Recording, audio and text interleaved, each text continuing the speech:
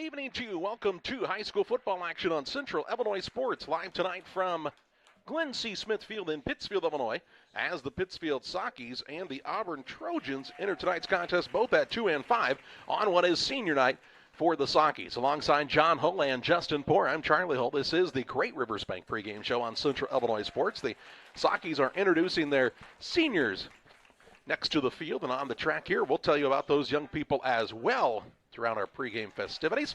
Glad you're along with us. Thanks to our sponsors, including Great Rivers Bank, with locations in Pittsfield, Berry, Liberty, and Hannibal. Here to serve all of your banking needs, no matter where you live.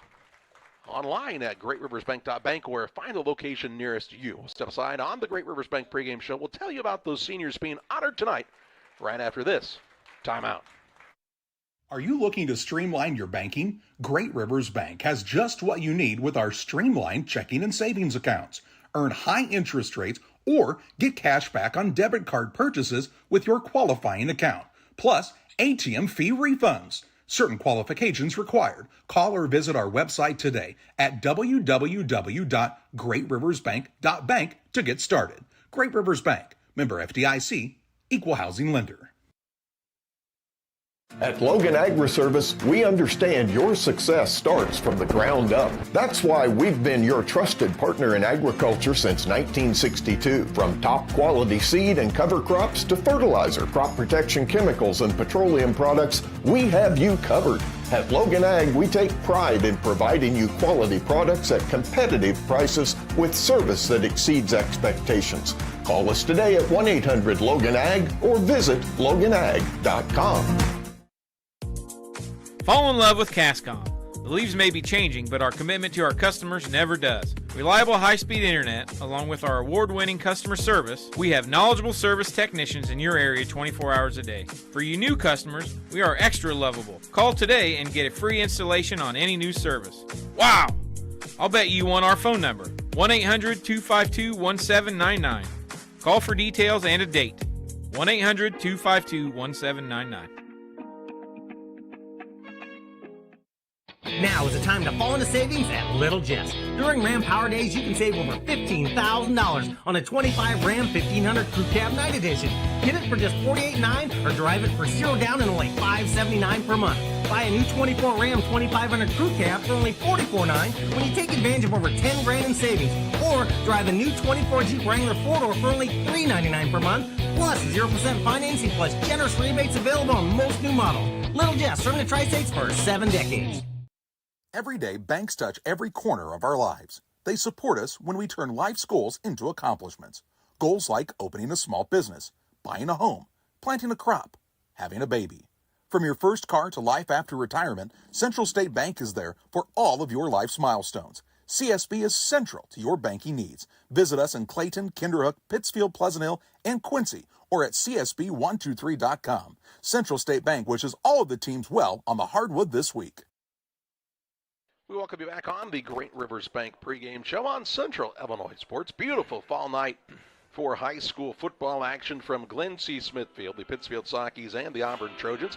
Both entering the contest with a record of 2 and 5, but trying to finish off their season strong with some victories. It is senior night here for the Sockies, and they recognize the cross-country team, cheerleaders, Sockettes, and football players. Cross-country represented by Hannah Williams, the daughter of Richie and Amy Williams. The cheer team was represented by Saren Davenport, daughter of Chris and Christy Davenport. Alexandria Lowry, the daughter of Steve and Shannon Lowry. Emma Moss, the daughter of Jaron and Ashley Moss.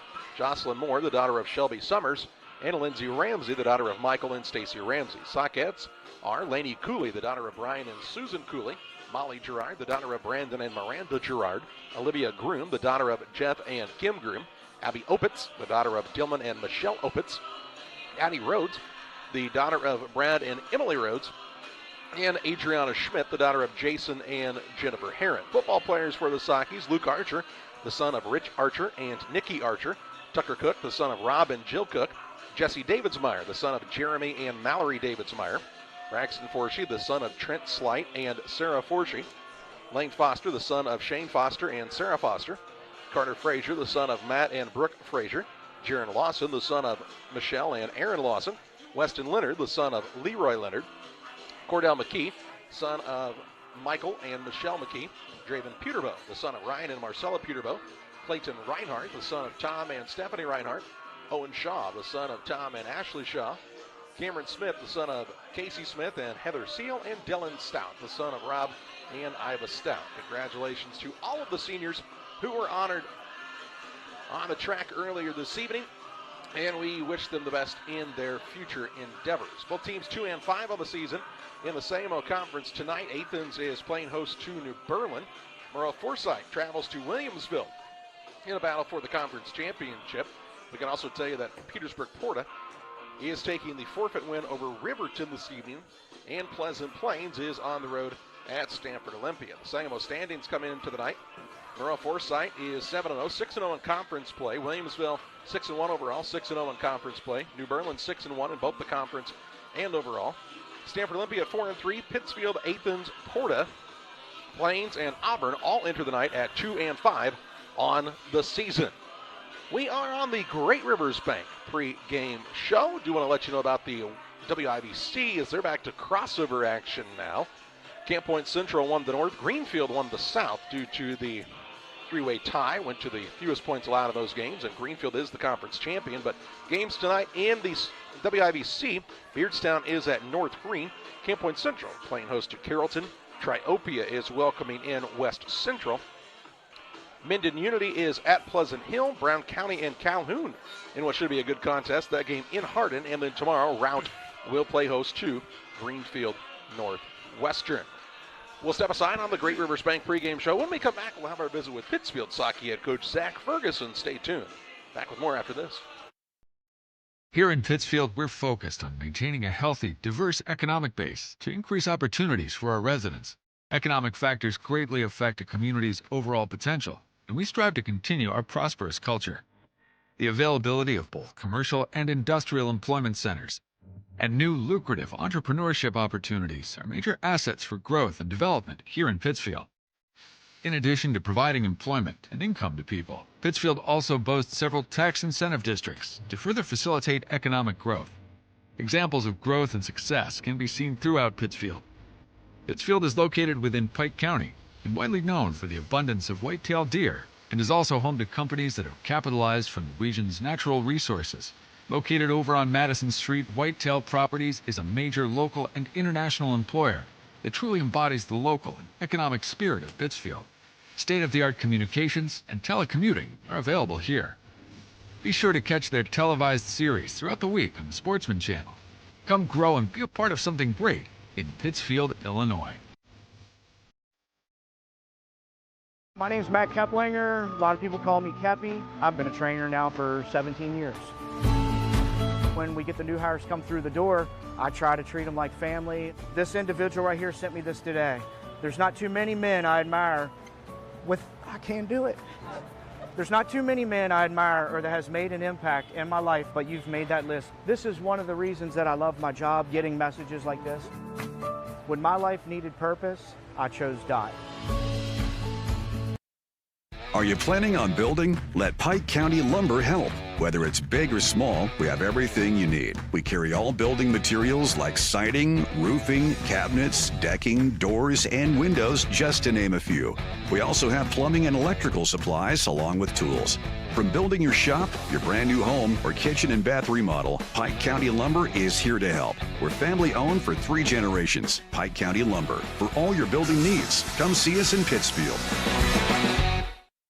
You've tried it, I've tried it, everyone needs to try it. Sugar and Smoke, 1258 West Washington in Pittsfield. Open Wednesday through Saturday at 11 a.m. Here's what others are saying. This place is fantastic in every way. Pulled pork, pulled chicken, brisket, ribs on the weekends, the best green beans, appetizers, nachos, pony shoes, pork burgers, celebrating 1 year in business. Sugar and Smoke, it's time to eat. Yum! 217-922-0067.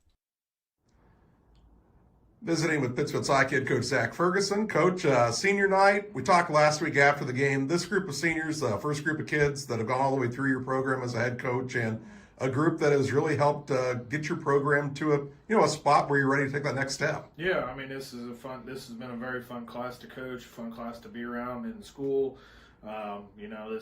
This is every time you have a first group, it's kind of a special group. So, I'm excited they get this opportunity to kind of celebrate with family and friends after the game for their accomplishments, and looking forward to playing.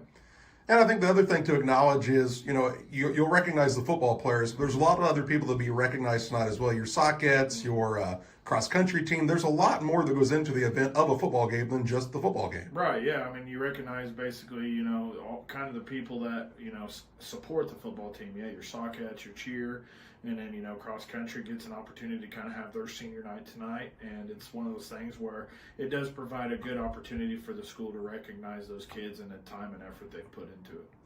Auburn's a team that over the years has had a lot of success in their program, having a little bit of a down year this year, but it's still an opponent that you always have to respect. Yeah, they're still good. I mean, yeah, they don't have the wins that, typically you see from an Auburn team, but they're still very competitive. I mean, they've lost a couple close games to some good teams, and we're going to have to play well to win, and they're going to come in and they're going to want that third win as well, and that kind of thing. So it's a team that you cannot overlook by any means.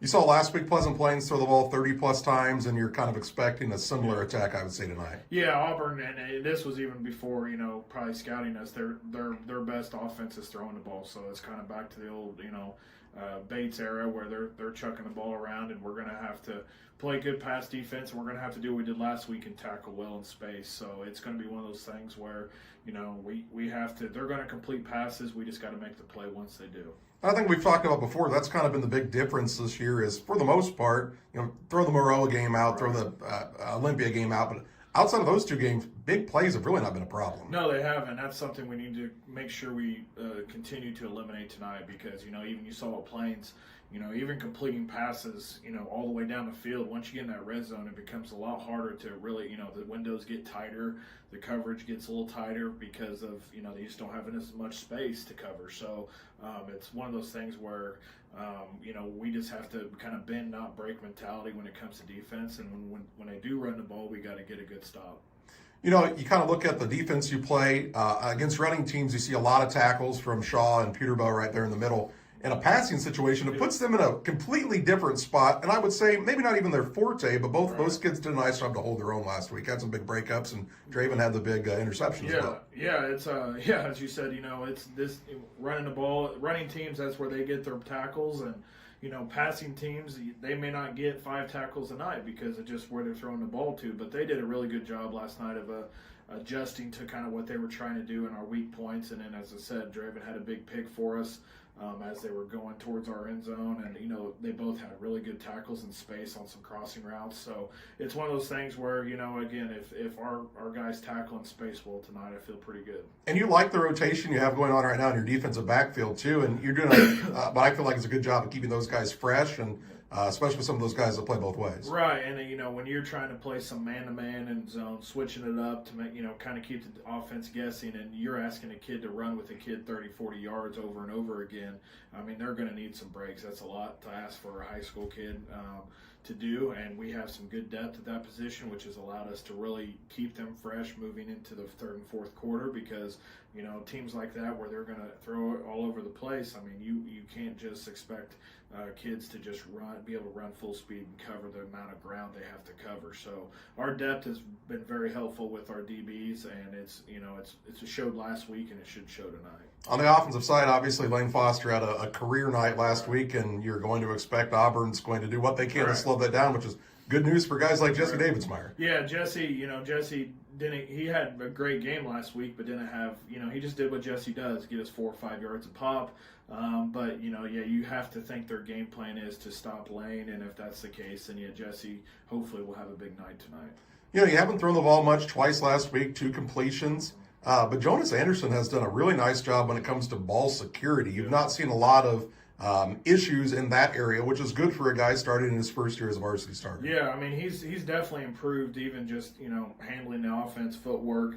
I would say our ball security all around has gotten better every week, and he's he has some ability to help us, and he's doing what he needs to do in the passing game. And we haven't really been forced to pass the ball per se. So he's doing what we're asking him to do, and he's doing a good job at it. Last regular season game at home. Yep. You think about the people that have played in this program, the people that have coached in this program. It's still a very, very special time every time you walk out of that locker room and onto the field. Oh yeah, no senior player will forget the last time they play here. Hopefully, they've enjoyed the process. And you think about the past guys, and you can talk to anybody, however old, and they'll remember their senior night. So it's a special moment for the kids and a special moment for the community. That's Pittsfield Sockeye head coach Zach Ferguson. We're back on the Great Rivers Bank pregame show after this. At Westtown Ford in Jacksonville, Illinois, we have Mavericks, we have Rangers, we have F-150s, 250s, and 350s. If you need help with that perfect look after your purchase, I'm Corey Grinke and I Know Trucks. Come see me at Westtown Ford in Jacksonville, Illinois. Griffin Signs in Time at 122 South 9th Street in Quincy is a full-service sign company that can complete any project, from fully wrapping your entire fleet of vehicles, digital signs, storefronts, to creating small banners and signs. The right and professional signage is the difference of getting the job, heading folks in the correct direction to find you, or creating a brand recognition for potential customers. Put the right signs in your customer's mind with Griffin Signs in Time. Call 217-228-7470. Beard Implement Company, your local Case IH dealer, proudly serving farmers since 1937. We know how important it is to your operation to keep you running. 4 convenient locations in Ashland, Arnsville, Pittsfield, and Hannibal, Missouri. Beard Implement Company, our people, your advantage. Are you short on time or budget but your family is hungry? It's time for the Maya Authentic Mexican Restaurant in Pittsfield. Try the Maya Special, a crowd favorite. Delicious grilled fajitas, steaks, nachos Mexicano, salads in a tortilla bowl, the tastiest salsa and cheese sauce around, and the fastest service anywhere. You can afford it. It's the Maya Mexican Restaurant on Washington Street. Call ahead with your order and you can pick it up in the drive-thru, 217-285-4526. The Maya Restaurant in Pittsfield. Helena Agri, Camp Point, Illinois, is a proud sponsor of the broadcast of Central Illinois Athletics. For all your seed, fertilizer, and chemical needs, the experts at Helena Agri, Brian Obert, Dustin Roskamp, and Matt Hughes, are the guys to call. Let them show you the best seed, fertilizer, and ag chemicals to make your farming operation a success. Call 217-593-7761. That's 593-7761 for Helena Agri of Camp Point. Back with you on the Great Rivers Bank pregame show on Central Illinois Sports. The Sockies and the Trojans matching up this evening from Glenn C. Smithfield. John, you want to fix your scoreboard camera when you get a chance? We'd appreciate that. Hey, let's take a look at the Farm and Home Supply starting lineups, from snacks and hoodies to power tools and lawn chairs. Nobody has it like your local Farm and Home Supply. Learn more at farmandhomesupply.com. First of all, for the Auburn Trojans, 2-5 on the season.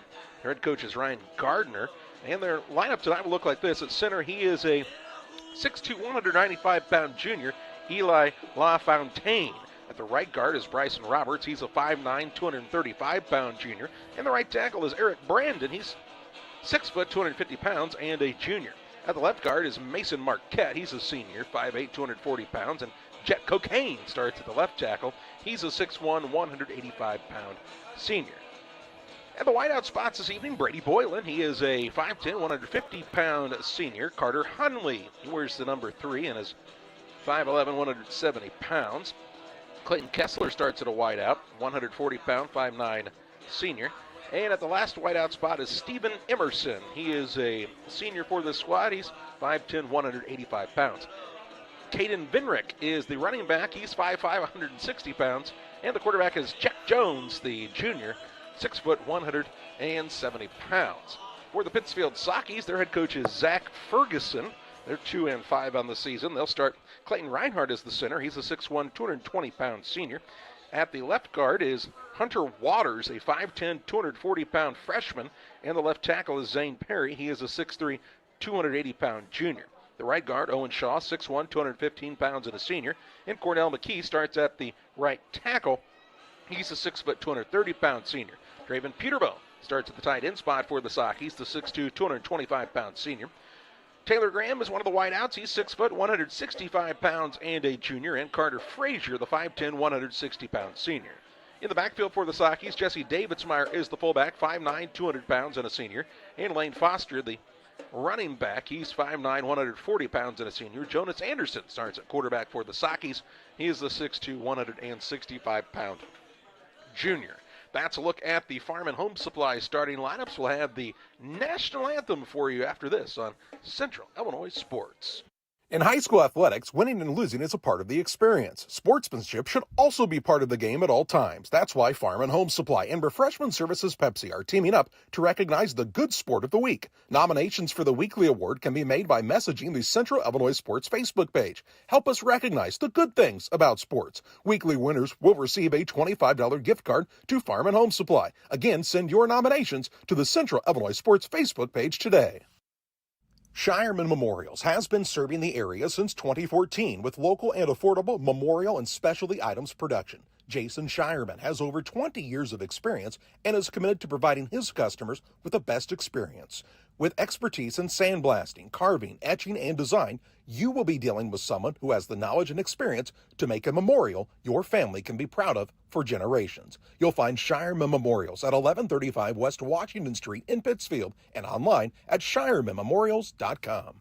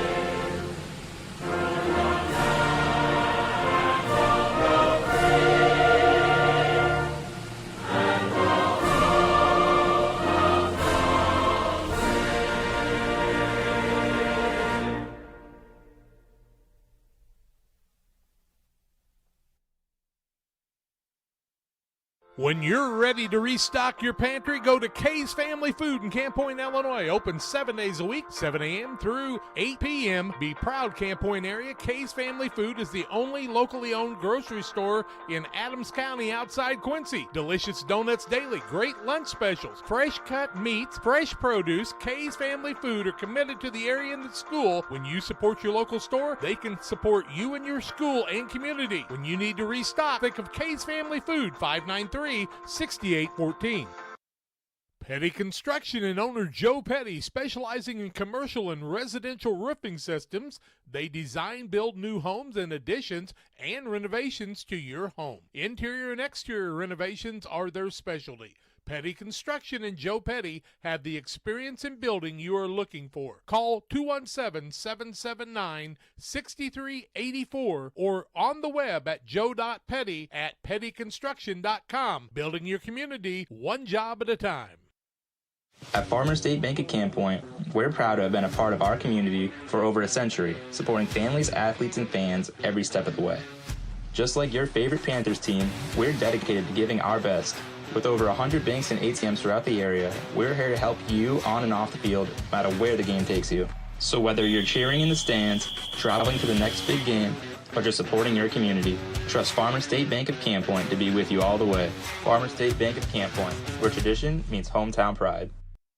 For nearly 40 years, the Niebuhr Funeral Home has been serving our area with professionalism and compassion. This is our business, our hometown. You can be assured we take great personal pride in serving your family in your time of loss. We're locally owned. We're your friends and neighbors. We care about you and your family. Niebuhr Funeral Home, with locations in Pittsfield and Barry, serving our community with compassion and respect. Aches and pains are a normal part of life, but when they become too much, we have a team of orthopedic surgeons ready to give you relief. The need for joint replacements continue to rise, and our team stays up to date with the latest technology and robotic solutions. Every step of your journey matters to us. And when life throws you a curveball, trust Blessing Health's orthopedics and sports medicine team to get you back in the game. We've got you covered from head to toe. One size fits all. That may be all right for an adjustable belt or cheap sunglasses, but when it comes to your financial needs, no one wants a one-size-fits-all strategy. Derek Harris is your Pike and Adams County area Edward Jones financial advisor. Derek Harris's most important goals are yours. That's why Derek will take the time to understand your needs so he can recommend personalized strategies with your goals in mind. Contact Derek Harris today at 217-222-7173. Knowing you, that's how Edward Jones makes sense of investing. Member SIPC. Back on the Great Rivers Bank pregame show, awaiting the arrival of both teams to the field tonight in preparation for this Week 8 contest. Both teams 2-5 on the season. Pittsfield won the toss. They have deferred to the second half. That means the Trojans will be back to receive the opening kickoff this evening. And, you know, this Trojan squad, they like to throw it around a bit. Pittsfield gave up some yards last week to Pleasant Plains in the passing game, but did not give up very many points, just 2 touchdowns given up, and had 3 takeaways in that contest. Pittsfield's defense will be looking to try to do the same against this Auburn squad. Auburn's trying to get their guys out in space, see if they can't break away for a big play. And then on the defensive side for the Trojans, obviously trying to slow down the Saukey run game that looked really, really good last week against Pleasant Plains, but if you force Pittsfield to go to the air, it has not been a strong point for them this season, and that's what Auburn is going to hope to do. Tonight's contest brought to you in part by our friends at Bowlers Universe. Come out and enjoy the fun at Bowlers Universe in Pittsfield. They're open Monday through Thursday, 11 a.m. to 10 p.m. Fridays, 11 to midnight. Saturdays, 4 to midnight. Great lunch specials throughout the week, and always the coldest draft beers at Bowlers Universe in Pittsfield. There come the Trojans onto the field. They're wearing their white uniforms with the white pants, blue numbers. This is a traditionally strong program, this Auburn squad. Kind of a rarity in their program history to be a 2-5 squad at this time of the season. A team that, of course, with Dave Bates running the show for a lot of years, was a perennial powerhouse, perennial playoff team, and they're looking to go back up to that point a little bit. Of course, in a tough Sangamo conference, sometimes that's easier said than done. That Williamsville-Maroa game tonight for the conference championship, and that's kind of becomes the theme, it seems like, most years. Those two kind of battle it out. Athens has been in there. They're a little down this year. Tell you what, this Auburn team's been towards the top of the conference for a long time. Pittsfield getting ready to take the field. They're in their red uniforms with the red pants, helmets, and white numbers. And the Saukeys will take the field for a final time here in this 2024-25 season at Glenn C. Smith Field as they'll finish off a regular season play at Petersburg-Porta a week from tonight. Looks like a false start on the run-through in the tunnel. They got it together. And we're just about ready for kickoff. Refereeing crew, the same crew we saw a week ago at Pleasant Plains. They did a nice job there, and we expect nothing less out of them here tonight. Tonight's contest brought to you in part by the Pike County Express, your local family-owned newspaper serving Pike County since 1991. Check them out each Wednesday on a newsstand near you. I want to remind you, we also have action from Camp Point Central tonight as Central Plano's to Carrollton, what should be a good matchup in a WIVC crossover game there. So if you can get one on your tablet, get one on your TV or your phone, you can watch both games at the same time here with us on Central Illinois Sports. Of course, only made possible because of all of our great sponsors, including our starting lineup sponsor, that's Farm and Home Supply. It's the biggest tool show of the year. Milwaukee Mayhem is back starting on October 14th. Danny, what you most excited about? I'm excited about the M18 free 5.0 battery promotion. Buy select M18 repair tools and get a free 5.0 battery. Right, stop by and see a Milwaukee rep like Danny. $750 in Milwaukee money they're handing out. See the full schedule at farmandhomesupply.com. Danny, what else? Spend $25 on Milwaukee and get a free Farm and Home Milwaukee branded bucket. That's right, that's on Saturday only. See all the details at farmandhomesupply.com.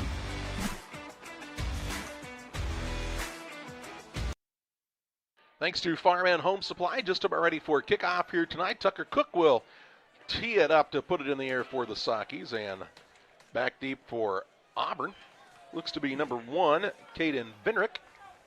If I get the other young man to turn this way just enough to get his number. 3, maybe? That could be Carter. 3 or 5. Let's see. Man, I still can't tell. Turn sideways, young man. It's number 5, Boylan. It's not a very quick young man, Brady Boylan. He's out there to receive this. Pittsfield will kick a little pooch over the top, and it'll be taken on the return by Stephen Emerson. Right around the, looks to be the 35-yard line with beautiful numbers on this Glenn C. Smith field. It is easier to tell, and that's where Auburn will take over 1st and 10 with 11:58 to play in the opening quarter. So Emerson didn't want to take too much of a chance there. Just got it and went down, and the Trojans have it 1st and 10 for their first offensive play from scrimmage. Jack Jones, the junior quarterback, leads his team onto the field. He's got 2 receivers to the left-hand side, 2 to the right, bunched in tight, and the running back, Caden Benrick, stands in the backfield. Jones will be under center. He'll put a man in motion right to left. Hand it off to the motion man around the left end here. That is Hundley. Hundley looking for running room. He's still on his feet into Saukey territory, all the way down to the Pittsfield 46-yard line. A pickup on the play of 21 yards and a 1st and 10 for the Auburn Trojans. Good start to the night as Hundley took it around the outside for the big gain. Looked like Hundley was bottled up there, and then all of a sudden he broke free and off he was gone. He wants to break free here.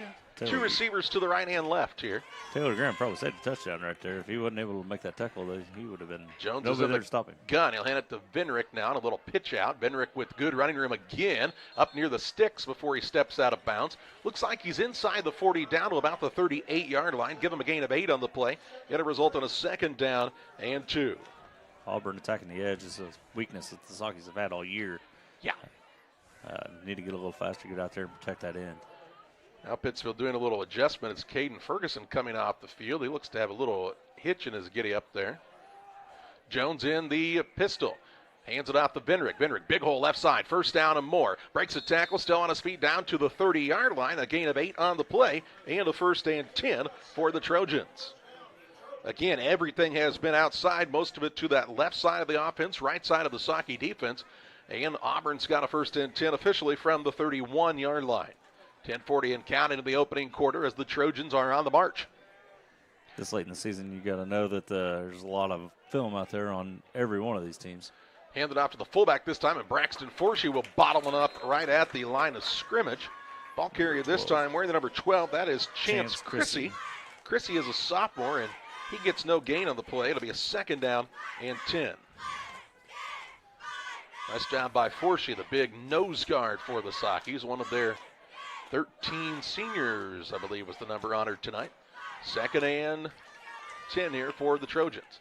Jones back to pass, looking to the left-hand side, has it completed here. That's to Boylan. Boylan will be taken down after a short gain inside the 30 near the 28-yard line. Give him a gain of 4 on the play, and it'll be a 3rd down and 6. It's a short 6, maybe even closer to 5, boys and girls. It looked like they gave him maybe a yard on that carry. But all right, maybe that's why. And now I think it's 6 because the box man's is moving back and forth. He's antsy down there, as old Dave Forshee. Dave Forshee? He's got his dancing shoes on tonight. 3rd and 6. Ball carrier is Chrissy again, right up the gut. Got a good block, and he's close to the 1st down marker. Looks like he'll be just shy to the 23-yard line. It'll bring up a 4th and 1 for the Trojans. Says Chrissy. Chrissy on the carry. 4th and 1 from the 23. This Pittsfield defense trying to get off the field. Auburn trying to keep this drive alive with 9:09 and counting in the opening quarter. No score here in the early going on the PCRE Real Estate and Auction scoreboard. Trying to get a man off the field there. That looked to be Clayton Kessler headed to the sideline. Jones is in the gun. See if he goes with the hard count here. Puts a man in motion. Now has a different man lined up under center. Not everybody appeared to be set, and that'll be a penalty flag flying here. I think Pittsfield got the stop anyway. Number 8 was a carrier. Peyton Campbell was the ball carrier, but a flag went flying early, and it's going to be a false start. Looked like Pittsfield got the stop. I was going to say, if they get the stop, they can turn that down and take the ball, right? And they did. It's an illegal shift against the Trojans. That penalty is declined, and Pittsfield will take over on the turnover on downs with 8 minutes 47 seconds to play in our opening quarter. I love training. I like to help people improve on their tasks. That food has been providing everything for me. They just treat you so well. When my life needed an opportunity, I chose that. 8:47 to play in the first. Pittsfield takes over 1st and 10 from around their own 23-yard line after getting the turnover on downs. As the referees they're talking to the Auburn sideline about something here. I think coach is asking if it was close enough to measure or not, or who else was in motion. They brought a different guy in and lined up under center in Peyton Campbell, and it looked like the receiver on the left side never got set. And that's why Pittsfield takes over 1st and 10 from their own 23-yard line with a single receiver wide to either side. And Davidsmeyer and Foster lined up behind the quarterback Anderson, who will start the night under center. First play from scrimmage for the Sakis is a handoff to Davidsmeyer. Big hole up the gut. Dives forward near the 30. Call him down at the 29-yard line. A gain of 6 yards on the play by the senior fullback. And it'll bring up a 2nd down and 4. Davidsmeyer averaging right at 5 yards a carry on the season. And expect a heavy dose of him here tonight. How many carries did he have last? Last week it was pretty even, but it was the week before. I think he had 32 carries. Yeah. Hey, so I want to say hi to our buddy Marco Ballinger watching from Poland. Marco. High formation. Here's a handoff to the deep back. That's Foster. Cuts back toward the middle of the field. Has the 1st down to the 35-yard line. Gain of 6 yards on the play and a 1st and 10 for the Sakis. Nice job by Foster as the outside, well contained by the Trojans. But as you'll see on the Northwestern Mutual Instant Replay, you'll see Foster notice that and cut it back up for what he can get. Good job holding the edge there by Auburn. Looked like that was number 2 out on the edge in Caden Benrick. Stephen Emerson. Benrick 1, Emerson 2. 1st and 10 for the Sakis here. 7:30 to play in the opening quarter. Anderson hands it off to Davidsmeyer. Big hole right side. Has the 1st down. Dragging a man with him into Auburn territory. Down to the 44-yard line of the Trojans. A pickup on the play of 21 yards and a Pittsfield 1st and 10. Officially marked with a 45 as they like those big lines. But Davidsmeyer racking him up here early on the right side behind Owen Shaw and Cordell McKee. Justin Davidsmeyer, we usually don't talk about how much speed he has, but he showed it there. He hit that hole and was gone. Pittsfield with a freshman in Hunter Waters starting a left guard tonight. Looks to be holding his own here in the early going. Here's a pitch outside to Foster. Foster is slung forward to the 41-yard line. 4-yard pickup on the play. That'll really take his average down from a week ago to bring up a 2nd and 6. A week ago, Foster averaged what? A crazy amount of yards. It had to be 15, 16 yards carry or more. 270 yards on 17 carries, I think it was. Yeah, I think you're right. Pretty good night at the office. Anderson goes to the sideline to get the play from head coach Zach Ferguson. He looked to be sporting a new haircut when we talked to him earlier today. I believe that was the no guard, if I had to guess. Single receiver wide to the right is Graham. On the near side, it's Frazier. They'll hand it off to Davidsmeyer. Stood up at the line, trying to push forward. Still fighting for yardage. Going to give him forward progress to the 40-yard line. And bring him a 3rd down and 5. Nice job by the Trojans' defensive front that time. Initial hit for Auburn was made that time by Coy Grosner. So a gain of a yard of the play, and it's 3rd and 5 from the 40-yard line. And what you would, I would say, consider to be 4-down territory for this Saki team unless they would lose yardage on this play. Clock rolling here, 5:45 and counting in the opening quarter. Pittsfield got the big turnover on downs after Auburn drove it all the way to their 23-yard line. Trying to keep the drive alive on this 3rd and 5. So they get outside with Foster here. They'll run him to the right-hand side. Cuts back, has the 1st down. As he gets it inside the 35 to the 33. 7-yard pickup on the play and a Saki 1st and 10. So Foster keeps the sticks moving. Might have been stopped short of the line to gain there, but lunged forward and really made sure he got it. He does a good job of finishing those runs, doesn't he? Foster, we've talked about, not a very big young man, but he runs hard. And he's, not afraid of much. 1st and 10 here from the Auburn 33. High formation. Of a tight end now on both sides as Archer is checked into the game. Give it to Foster on the counter. Has blockers out in front. is taken down on the play at the 26-yard line. Solid pickup on first down of 7 yards. It's 2nd down and 3. 2nd down and 3 yards to go. Let's look at that one on the Northwestern Mutual instant replay. Looks like you have one man to beat there. And it looked like a good block out front by Cordell McKee, 67 there, pulling from that right tackle spot, it appears. Again, a double tight set. Archer is the tight end on the left side, Peterbaugh on the right. Graham is split halfway to Nebo and in the I formation behind Anderson. Gives it off to Davidsmeyer. Tucks behind the line and says, let's keep pushing. Does so to the 19-yard line. They'll say that's where his knee touched down. A 7-yard pickup on another Pittsfield 1st and 10 as they keep on chugging down the field right here. 4:07 and counting in the first. Ball security for the Sockies has been much better after having some fumbling issues early in the season. Trying to hang on to it here and get this ball across the goal line from the Auburn 19 now. Really have taken a bunch of time off the clock here. 5-minute drive already. Handed off to Davidsmeyer, right-hand side. Again, gets right behind Shaw and McKee. He'll be stopped near the 17-yard line. 2-yard pickup on the play. 2nd and 8. And get the friendly of some spots there. I didn't think. No, I wonder if they called forward progress there. Maybe his knee touched. Could be. Pittsfield quick out of the huddle, though, here. In that double tight set. Pretty good job splitting the carries between the two running backs so far. See if they get Foster outside on this near side. Nope, they're going to go to the far side. He sees a penalty flag fly. Foster's going to take it into the end zone, but this one's coming back due to a hold. Penalty flag is lying back near the 19-yard line.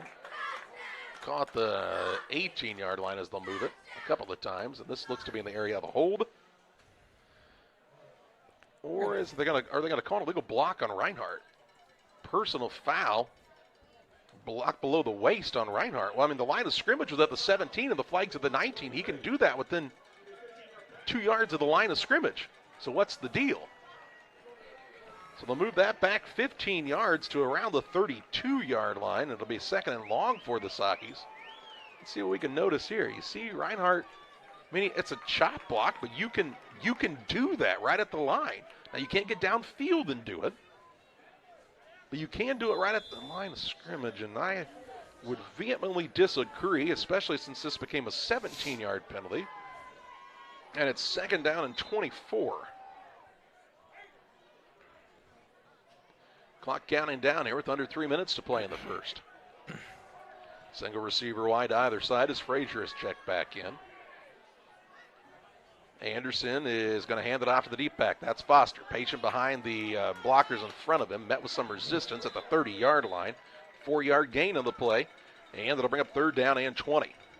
So a big penalty by the Sockies called here that's put them in 3rd and long. And this team not really equipped for this type of situation as they'll bring Jaron Lawson in, it looks like. No, excuse me, that's Hayden Gratton. Yeah. And expect the jet sweep here. 2:19 to play in the first. Yeah, Hayden Gratton's played exactly 1 snap in that spot and ran the jet sweep last week. So maybe they'll fake to him and try to do a little pass to Peterbaugh on the right side as the tight end. He is offset on the right-hand side here. Now they don't have enough men on the line of scrimmage. Going to need to take a timeout here, aren't they? Nope. All right, they put a man in motion in Gratton. Fake the jet, hand it off to Davidsmeyer. Davidsmeyer, good head of steam, down to the 25-yard line. 5-yard pickup on the play, and it's 4th and 15. So 4th down and 15 yards to go from the Auburn 25-yard line. And what will Pittsfield run here? Well, we see them go to the air for the first time on the night. 0-0 score. This clock in the first quarter has dissipated in a hurry. With just 1 minute and 20 seconds to play in the first. Pittsfield started this drive at their own 23 at the 8:47 mark. Chewed up a lot of clock here, but trying to pick up a first down. Auburn trying to get out the field and get the ball back. Here is Anderson back to pass. Stands tall in the pocket. Heaves it downfield looking for Peterbaugh. He leaps, and it's just beyond his grasp that time. Good coverage by the Trojans, and they'll get the turnover on downs here. 1 minute, 5 seconds to play in the first. Auburn will take over from their own 25-yard line. Make your dream kitchen and bath a reality with help from Pike County Lumber. We'll create a design to fit your lifestyle and your needs. Quartz countertops, quality onyx that offers dozens of colors. From start to finish, trust the knowledge and experience at Pike County Lumber. 1:05 to play in the first as the Trojans are back on the field on the offensive side now after their defense got a stop. They'll start at their own 25-yard line with the quarterback Jack Jones and company ready to go back to work. They had some good success before stalling out at the Pittsfield 23. He says, you, come here, move. And gives it off to the fullback this time, right up the gut. Big gain on the play and a first down for the Trojans. Ball carrier that time was Chrissy. Chrissy to the 36, an 11-yard pickup, and a first and 10 for the Trojans. Good blocking up front by this Auburn line. From left to right, Cocaine, Marquette, LaFountain, Robertson, Brandon. Making those holes happen for the running back there. First and 10 from their 36. Handed off again right up the middle. Same man, and he might go. He's tripped up. Ooh, and a touchdown-saving tackle by Gratton that time. All the way down to the Pittsfield 45-yard line, though. A pickup on the play of 19 yards and a first and 10 for the Trojans as Chrissy with another big carry. Clock rolling here as they get the chain set. To the Pittsfield 45 is Auburn quickly. This is how they started that first drive of the night. Single receiver is split wide to the left, 2 men on the right-hand side, including Hunley in the slot. Jones puts a man in motion from the left to the right-hand side. Hands it off to Benrick, looking for a hole on the left-hand side, met there by Shaw, but Benrick does a nice job to keep his legs moving. He's still on his feet. Ooh, and he just steps out of bounds. Nearly broke one there. Instead gets an 8-yard pickup to the 37-yard line. And it'll be a second down and 2. Second and 2 as he just stepped out of bounds. The Sakis did not do a good job of wrapping up Caden Benrick there, though. And it's second and 2 with 7.9 seconds to play in the first and what would likely be the final play of the game's opening quarter. See Jacob Barth check in. He's one of their good basketball players, is young Mr. Barth. Trips right. Jones points out something to one of his receivers. Says, I'm coming to you. He's back to pass, rolling to his right on the sprint. Looks downfield, hits Barth. Barth is going to be taken down near the 30. They'll say he went out of bounds with 0.9 seconds to play. Down to the 30-yard line would be a 7-yard pickup and a first and 10 for Auburn on the pass to Barth. And they'll say he did not go out of bounds, and that'll be the end of the first quarter. So after one, Pittsfield and Auburn are scoreless. Back with second quarter action after this timeout. In a world that seems to be out of control, your friends at First Christian Church of Pittsfield, Illinois want you to know that the hope of God's love reaches out to you. God loves you and He has a purpose for your life. If you'd like to learn more about this, we invite you to join us at 8 a.m. or at 10:30 on Sunday mornings at 225 North Memorial Street in Pittsfield or online at fccpittsfield.org, our Facebook page, or our YouTube channel. First Christian Church of Pittsfield, Illinois, a safe place to learn and grow. Stotzi Automotive and Tire, located at 201 Adams Street in Camp Point, Illinois, is your local automotive repair shop. Whether you need an oil change, brake job, alignment, engine repair, or new tires, Stotzi Automotive is here with honest and competitive pricing. Call Reagan and his team today to schedule your appointment. 217-740-5010. That's 217-740-5010 for Stotzi Automotive and Tire. 0-0 our score on the PCRE Real Estate and Auction scoreboard. Ready to start quarter number 2 with Auburn on the move at the Pittsfield 31-yard line officially with a fresh set of downs after the completion to Barth. 0-0 Camp Point Central and Carrollton. What did I say, John? 6-0. No, you moved it quick. Camp Point. Camp Point's on top. Your finger was over the scoreboard. I couldn't see Sorry. it. 0-0 the score, except for those 6 points scored by Camp Point. You just let me finish. Of course. The first quarter. Pleasant Hill on top of Unity, 6-0 with 2 minutes left in the first of that contest. Wolves trying to get that victory tonight at home. What is their senior night, I believe. First and 10, Jones is in the pistol.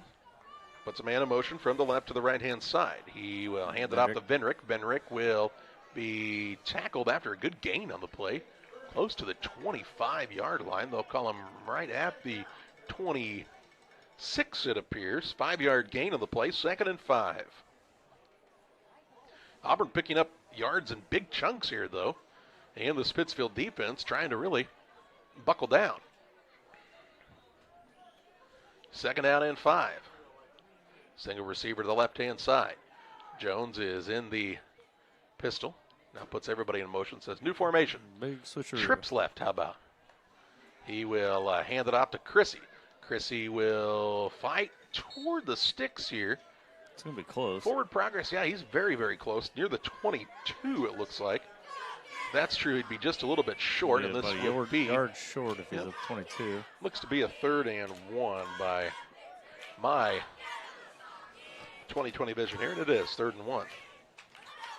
4-yard gain on that? Gain of 4 on the play. Trusting those hash marks. Whew, yowzers. Some more trustworthy than others. Under center now is Jones. Takes the snap, hands it off to the fullback who is stood up. Does not get the first down here, it appears. Looked like Cook in there along with Cameron Smith for the Sockies. And it's going to be 4th and 1. No gain on the play at the 22-yard line. So again, this Pittsfield defense trying to hold up. They stopped Auburn at the 23 the last time around, trying to do it here at the 22. It's 4th and it's a solid yard to go with 10:19 and counting in this first half. About 1.5 yards. Jones in the gun. Tries the hard count. Now he's got the clap to signal the snap, but look to the sideline. Now he is going to hand it off. Venrick looking for room. Has big blockers out in front. Hits the hole hard, and he's got the first down. Archer's got a hold of him to take him down, but not before Venrick does a really nice job to tuck behind those blockers and get the ball near the 17-yard line. 5-yard pickup on the play, and a 1st and 10 for Auburn. Really good job leading out in front that time. I know one of those young men was Bryson Roberts. Let's watch it on the Northwestern Mutual Instant Replay. Watch Roberts get out in front, really take on a couple of guys by himself. Venrick did a good job to be patient until he didn't need to anymore, and turned it upfield to pick up the yard of gain. 1st and 10 for the Trojans from the 17-yard line. Jones is in the shotgun. Pittsfield showing blitz from the linebacker. Peterboat trying to time the snap count. They'll hand it off to Venrick. Venrick breaks a tackle in the backfield. Ridden down here to the 13-yard line. Pick up a 4 yards on the play. It's 2nd and 6 for the Trojans, putting together a nice drive here to start the second quarter, all the way to the Pittsfield 13-yard line right now. Do want to remind you about Pike County Concrete. If you need concrete for your next job or project, give Pike County Concrete a call, 217-285-5548, with locations in Pittsfield and Jacksonville. Man in motion left to the right-hand side. They'll pitch it to him. This is Brady Boylan looking for running room on the right side. Cuts back to the middle. Taken down inside the 10. Looks to be down near the 6-yard line on the play. 7-yard pickup. Should be enough for a first down, I believe. Looks like he marked him just short. All right, 3rd and 1 somehow. Must have been on the far side of the field where the lines are a little bit farther apart. He went from the 13 to the 6, but gained 5. And it's 3rd and 1.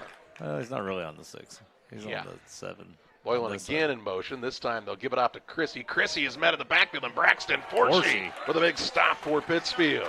Tackle for loss there for Forshee. Forshee says, come here, little fella. I'll give you a hug. Back to the... They're going to put him right at the 9. Loss of 3 on the play, and it's 4th and 4. Who was running that? Chrissy? That was Chrissy. Loss of 3. So on the Northwestern Mutual Instant Replay, you'll see Chrissy. I mean, he's met right at the hole by big 74 here. Fighting off the block and took on the tackler, or took on the ball carrier with a big tackle. Did Braxton Forshee. 4th and 4 for Auburn. Well, they go to the air here. 7:37 to play in the half. Jones takes the snap. Fakes the handoff to Venrick. Keeps it himself. Now throws it outside. It is complete. Man fighting for yardage here. Penalty flag flies in near the 5-yard line. That was completed to Carter Hundley. He looks to be short of the sticks here, as he's taken down at about the 7-yard line. That would only be about a 2-yard gain. An eligible man downfield against Auburn. That'll be the Clyde of the Pittsfield defense. Again, gets another turnover on down. So a 2-yard completion to Hundley that time, but Pittsfield's defense held them just enough. And with 7:24 to play in the second quarter, the Sockies will take over 1st and 10 near their own 9-yard line with a long field in front of them, but still in a scoreless contest on the PCRE. real estate and auction scoreboard. 1st and 10. Ball is actually closer to their 7, Justin. Sorry about that. I was waiting for you to write it down. Yeah. I formation behind Anderson. Scans the defense. He says, there's the defense. And pitches it outside to Foster. Foster with a good block in front. Ridden down near the 16-yard line. Pick up on the play up 9 yards, and it's a 2nd and 1. Good block out in front that time by Davidsmeyer from the fullback spot. It's 2nd and a yard to go for Pittsfield. 7:05 to play in the half. A good long drive by the Sockies could take the rest of the half, quite honestly. And play a 2-for-1 because they get the ball to start the second. Their last drive took 7 minutes and 42 seconds. And a lot of field to go, so far it's been a defensive game. Was it 10 miles behind me and 10,000 more to go? Oh, sweet baby James. Anderson, under center with 10 seconds on the play clock. Hands it off the deep back in Foster. Foster lost his footing that time, it looks like. He does have enough for the first down to the 19-yard line on a 3-yard gain. And it'll be a 1st and 10 for the Sockies. Foster says that never happened on that friendly turf last week. Yeah. Tell us about it. Here's Grattan into the game as Foster will check out for a play here. 6:05 and counting in the half. I heard some of the kids say that they didn't like playing on that turf last week. Yeah, give you turf toe. Well, they said it was pretty unforgiving. They'll put Grattan in motion, hand it off to him on the jet sweep, looking for running room on the left side. He breaks a tackle, still fighting for yardage is Hayden Grattan. He says there's no jet sweep blues on this Friday night as he takes it to the 24-yard line, a pickup of 5 yards on the play, and it's 2nd and 5. 2nd and 5. There's a world-famous Dodger fan, John, that doesn't like your crooked clock there. He said the only clock that he's seen more crooked than that one was at route against Camp Point Central. That was about as crooked as it could get. Tell him I fought with it long enough to try to get it there, and it didn't want to be correct tonight. The clock and the clock one. Yeah. Tune in second half. Maybe it'll improve. I'll try to fix it in the halftime, yeah. Here's a little delayed handoff to Foster. Foster looking for running room. Dives forward just near the first down marker. They're going to mark him just shy, it appears, to the 29-yard line, it looks like. And it'll be 3rd and a yard. No, they'll move the sticks because give them a 5-yard gain, and it's 1st and 10. So move the chains, run the clock. Here we go. Under 5 minutes to play in the first half. Referees have a dinner date, Charlie, and they're trying to make it by 9. They said, we're trying to make it out to Bowler's Universe tonight while they still have the grill on. I formation. Anderson's back to pass. Throws it in the flats. That's completed to Frazier. Frazier with a good pickup on the play up near the 36-yard line. Completed for a 7-yard gain, and it's 2nd down and 3. Not something we've done a lot to this year. Carter Frazier was a big part of the offense last year. A lot of big catches. Haven't really went to him much this year, but that was a good catch. Well, you're just trying to keep the defense as honest as you can if you're Pittsfield. On the 2nd down and 3 with 4:07 to play in the half. Plus, they need to pick up some yards in a little bit more of a hurry here as they're still at the Auburn 36, at their own 36, excuse me. This will be Davidsmeyer now. He'll pick up some yards in a hurry here. Look at him dragging those guys along with him as the guy who's strong as an ox this time is Davidsmeyer. Takes it for a 16-yard gain and a 1st and 10 for the Sockies inside Trojan territory to the 48-yard line. And that strength didn't happen by accident, folks. That's a young man that's put in a lot of time on his own. And watch it here on the Northwestern Mutual Instant Replay. Thanks to Sheila Davidsmeyer and her team at Northwestern Mutual. Sheila Davidsmeyer replaying Jesse Davidsmeyer on the replay. It's a young man that spends a lot of time in the gym. You could probably find him about any night of the week. And now we get a whistle and a timeout, and this appears to be our first Adams Network timeout of the contest. For top-notch local computer sales and service, Adams Experts and Adams Network here to serve you. 217-214-3423.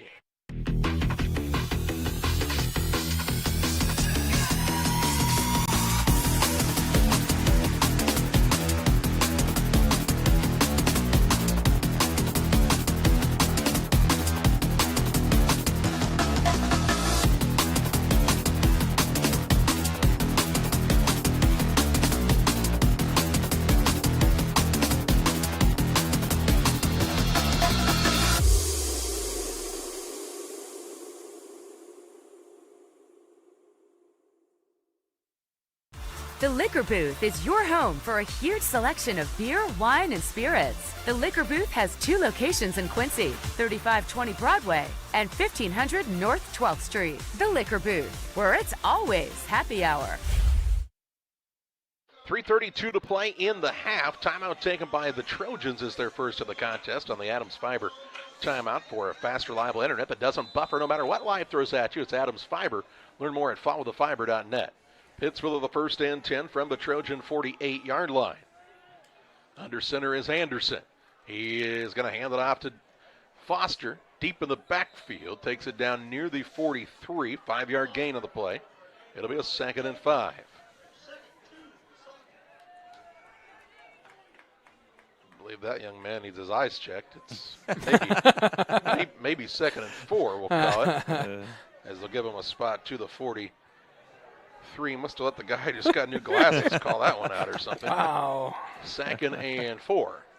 3:03 and counting in this first half. Anderson back to pass. Has some pressure. Heaves it up for grabs, and it is incomplete.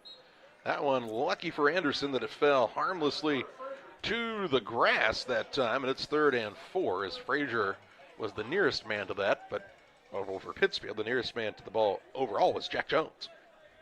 Could have had a big pick there and stopped this Pittsfield drive. 3rd and 4. Stops the clock as well with 2:54 to play in the second quarter. Anderson did not really get his momentum moving forward that time. He was kind of falling back as he threw that ball and just didn't have enough behind it. As he came off the play action, that man was right there in his face, and he was in trouble and hurry, wasn't he? Yeah, he was in trouble. 8 seconds on the play clock as Pittsfield a little slow getting this play in. Now they're not set. They're going to let it go anyway. Ball carrier is Davidsmeyer. He'll take it to the 39-yard line. No way Pittsfield was actually set. 3-yard gain on the play, and it's 4th and a yard. 4th down and a yard to go. Well, the man on the far side was not on the line. The man on the near side was trying to get him to move up. He was moving up, but he had not gotten set. Carter wasn't on the line, and Taylor Graham was trying to tell him, and he's like, move up, but they were not set. It should have probably been a penalty. 4th and 1 here. Trojans trying to get the big stop. 2:14 and the clock counting down in this first half. 5-man front for Auburn. The linebackers are up within 2 yards of the line of scrimmage. They'll pitch it outside to Foster, and he's off to the races, and there he goes. 10-5 and a touchdown for the senior. No flags on the field, and Pittsfield takes the 6-0 lead on the 39-yard run by Lane Foster with 2:01 to play in the half. Auburn was thinking that time the Sockies were definitely going to go to Davidsmeyer. Instead, they pitch it outside in a hurry. Foster broke one tackle, and there was nobody else between him and the end zone, and the Sockies have the 6-0 lead. Here's Bodine Marable in for the extra point attempt. The long snapper is Zane Perry. The holder is Carter Frazier. Marable is a junior for the Sockies. He was 5 of 6 last week, and now a bad snap. Frazier will pick it up, and he'll get punished in the backfield there. Taken down by Mason Marquette, and the extra point attempt is no good. 2:01 to play in the first. Pittsfield strikes first on the 39-yard run by Foster. They lead Auburn 6-0.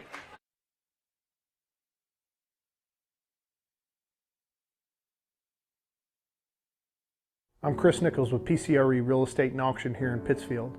For 15 years now, I've been specializing in selling farmland and hunting properties, along with homes and commercial real estate. Whether it's helping a seller get a premium price out of their home or assisting a buyer to find the farm of their dreams, I pride myself on providing elite customer service. Give me a call today at 217-473-3777 if I can help with any of your real estate needs. Or feel free to jump on our website at pcrerealestate.com.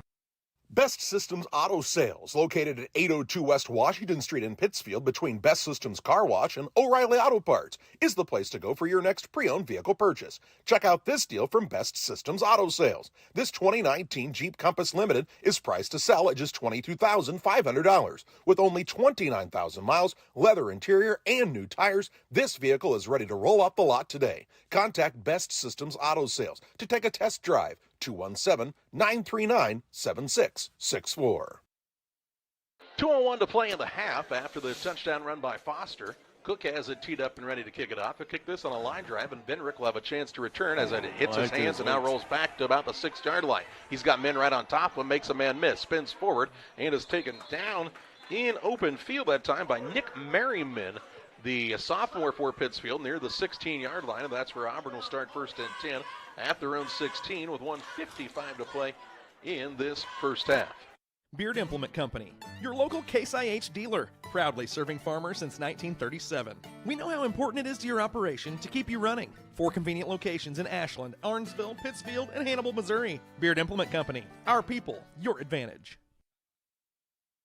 1:55 to play in the half, 6-0 Pittsfield, but here come the Trojans with a couple of timeouts and a long field in front of them, but this type of offense can really do it in a hurry. Jones dialing it up, looking to the sideline on the right-hand side, has a catch made near the 23-yard line. Catch on that play was 81. Clayton Kessler, a gain of 7 on the play, and it's second and 3. How about from the 23-yard line? 2nd down and 3 yards to go. Clock stopped as the man went out of bounds. Jones puts a man in motion. He'll give it off to Venrick. Venrick looking for running room up the middle. Still trying to break outside. Never could. Good gain on the play. They'll have the first down up to the 28-yard line. 5-yard pickup. And a 1st and 10 for the Trojans on the pickup by the halfback in Venrick. Caden Venrick. He's a senior for this squad. What do they list him at, guys? Looks like he is listed at 5'5", 160 pounds. Now here's Jones back to pass. Has it completed in a big-time stick here by Carter Frazier that'll knock it loose. They'll say Hundley never secured the catch. It's an incomplete pass, and it's 2nd and 10. Hundley, the intended recipient there, and he got a pretty good stick that time from Carter Frazier, and he's trying to catch his breath, as you'll see it on the Northwestern Mutual instant replay. Hundley going to come on a little route out of the slot, and there was Frazier with a big hit. Down goes Frazier. And Hundley. 1:28 to play in the half. 2nd and 10 for the Trojans from their own 28. Jones with trips to the left-hand side. He calls for the snap and is back to pass. Looking left the entire time. Heaves it up, and there is Hundley on the catch. Hundley came right back and got a good grab this time near the 39-yard line, an 11-yard pickup, and a 1st and 10 for the Trojans. Ducked out of bounds as well to preserve that clock. And it's a 1st and 10. Pittsfield changing out some defensive linemen here. Trying to do what they can to keep Auburn out of the end zone before the end of the first half. Saki defensive backs are way off the man on that side, trying to, I guess, give them a little cushion so you don't get beat deep. But they are kind of a prevent defense. I mean, they're a solid 10 yards off their man in what looks to be a man-to-man defense. Here is a pass to the outside. It's completed to Boylan. Boylan taken down after a short gain. Looks to be near the 42-yard line. 3-yard pickup on the play. 2nd down and 7. Really good job by this Trojan team getting out of bounds quickly, though. Yeah, they do have 2 timeouts, but when you're working the sideline like that, you don't have to use them. It's 2nd and a short 7, long 6 here. 1:17 to play as they've gotten the ball all the way out to the 42-yard line. Jones is back to pass. Decided to set up a little screen here and has it completed.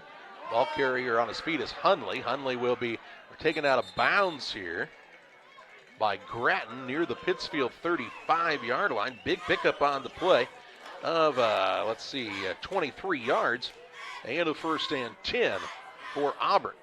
In good field position, still a lot of time on the clock and 2 timeouts as you talked about, Justin. So they started at their own 16 all the way down to the Pittsfield 35 in less than 50 seconds of game time.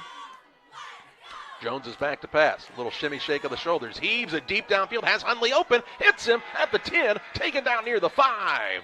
Big time hit that time by the Trojans on the connection to Hundley down to the 5-yard line on a 30-yard pass play. And it's 1st and goal from the 5. And Auburn looking to try to tie and take the lead here with under a minute to play in the first half. Single receiver wide to either side. Chrissy is the running back of the backfield. They'll give it to him. He dives forward down near the 2. 3-yard pickup on the play. 2nd and goal from the 2. 40 seconds and counting to play in this first half. A 3-yard gain. To the 2-yard line. 2nd and goal. No timeout taken here with 30 seconds of the clock rolling. Jones under center. Takes the snap, hands it off to Chrissy. Chrissy fights here. He's close. Is he in?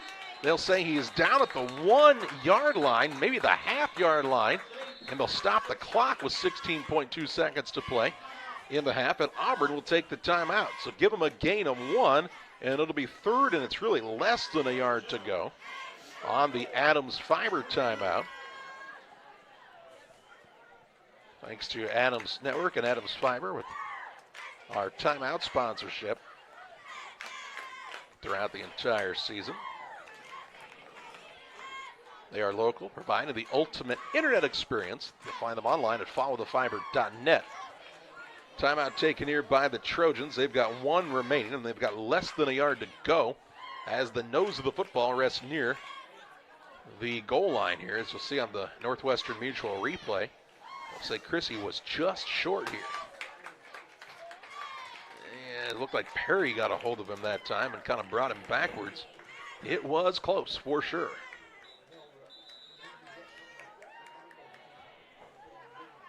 Trojans trying for the big answer here after the Pittsfield touchdown as they've marched it right down the field in a hurry.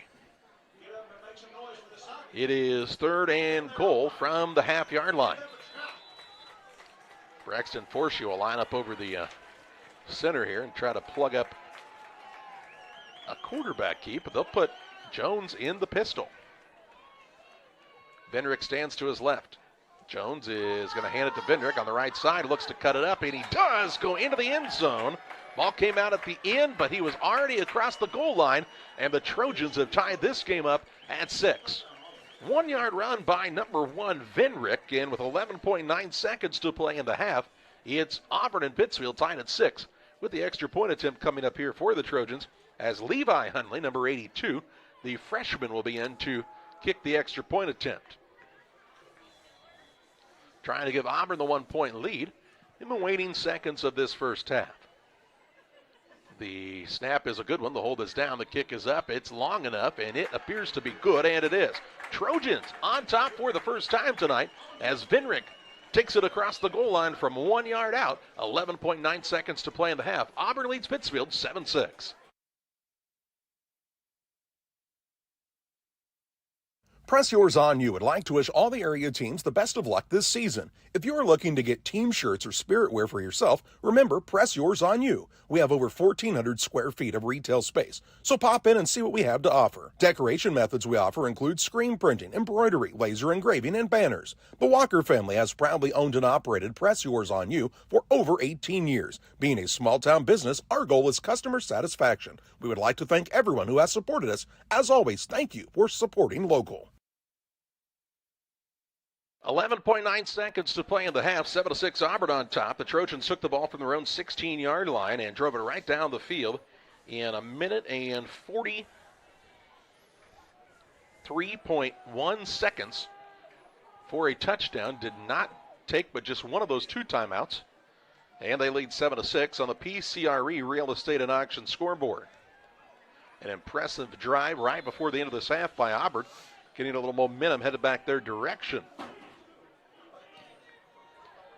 Pittsfield, you would expect to just kneel this one out after they receive the kick. Trojans have it teed up and ready to go. Hunley is the man kicking off as well, the youngster, and he'll kick an onside kick. It'll hit Marable, but he'll dive on it near the 48-yard line, and that's where the Sockies will have it 1st and 10 at their own 48 with 10.6 seconds to play in the half, and that was nearly a disaster for Pittsfield.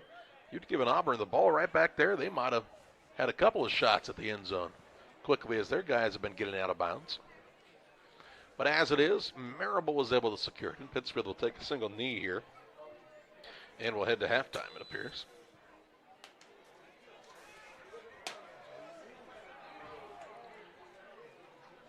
Anderson is under center.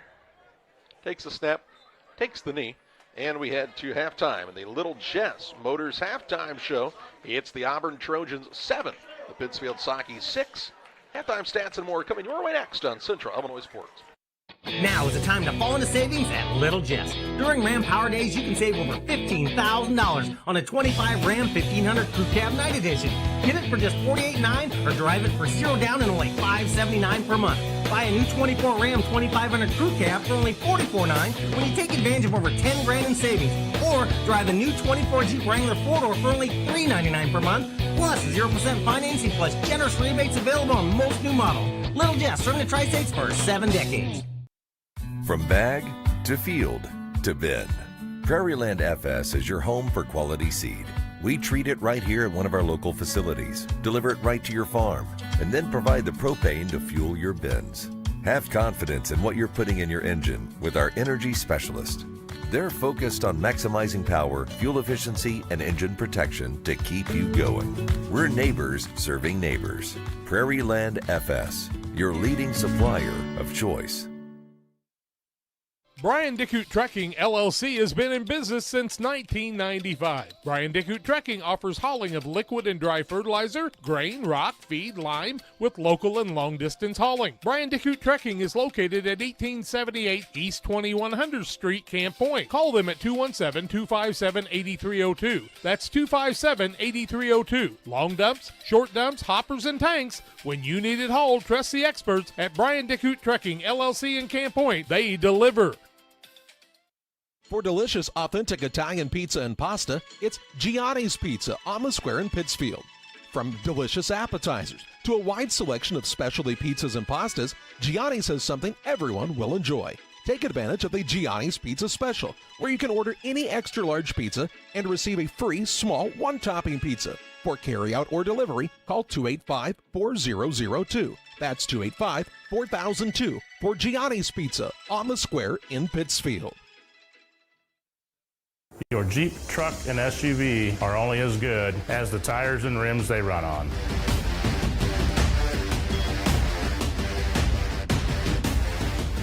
On or off-road, go full throttle. It's time to be thinking about tax planning. You can count on Illinois FBFM for accounting, consulting, and tax preparation for farmers and businesses in Pike, Brown, and Adams County. Phone 217-593-7233. That's 593-7233. Illinois FBFM can take care of your farm accounting needs. Get your accounts in order for this tax season. Contact Jesse Shootman, Emily Matthews, and Kaylee Fessler. Illinois FBFM in Camp Point, working for you. The Farmers National Bank of Griggsville, with locations in Griggsville, Mount Sterling, and Pittsfield. Maybe you ask, why choose Farmers National Bank of Griggsville? The answer is simple. Local people, local decisions, and local commitment with local investments. We have many products and services to meet your needs. We invite you to find out more about us. Go to fmbgriggsville.com and explore all the services we offer. Visit any of our 3 friendly locations in Mount Sterling, Griggsville, and Pittsfield today. The Farmers National Bank of Griggsville, local people helping local people, member FDIC. Welcome back to the Little Jess Motors halftime show. A halftime lead for the Auburn Trojans over the Pittsfield Sockies, 7-6.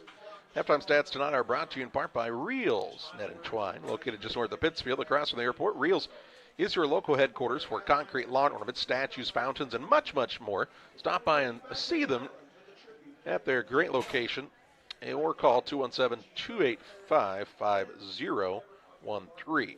Well, both teams scoring a touchdown in the first half, and it was an exciting last 2 minutes and 1 second as Pittsfield scored at the 2:01 mark of the second quarter on a 39-yard run by Lane Foster. The attempt after was a bad snap and ended up being no good, and Pittsfield had the 6-0 lead. But Auburn responded on a nice drive that started at their own 16, capped off on a 1-yard run by Caden Benrick. The kick by Hundley was good, and that's the difference in this game. In a 7-6 lead for the Trojans on the PCRE Real Estate and Auction scoreboard here at the break. PCRE Real Estate and Auction, with experienced lineup of brokers. They sell it all, including tillable farmland, hunting and recreational properties, commercial buildings, residential homes, investment properties, and or anything in between.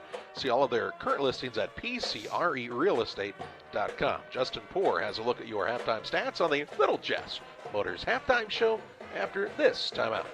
Camp Point Central Sports are proud to have Dear Wester Grain as a sponsor of this broadcast. Dear Wester Grain, there for you for all your grain and feed needs. Why don't you give them a call and check out all the locations of Dear Wester Grain?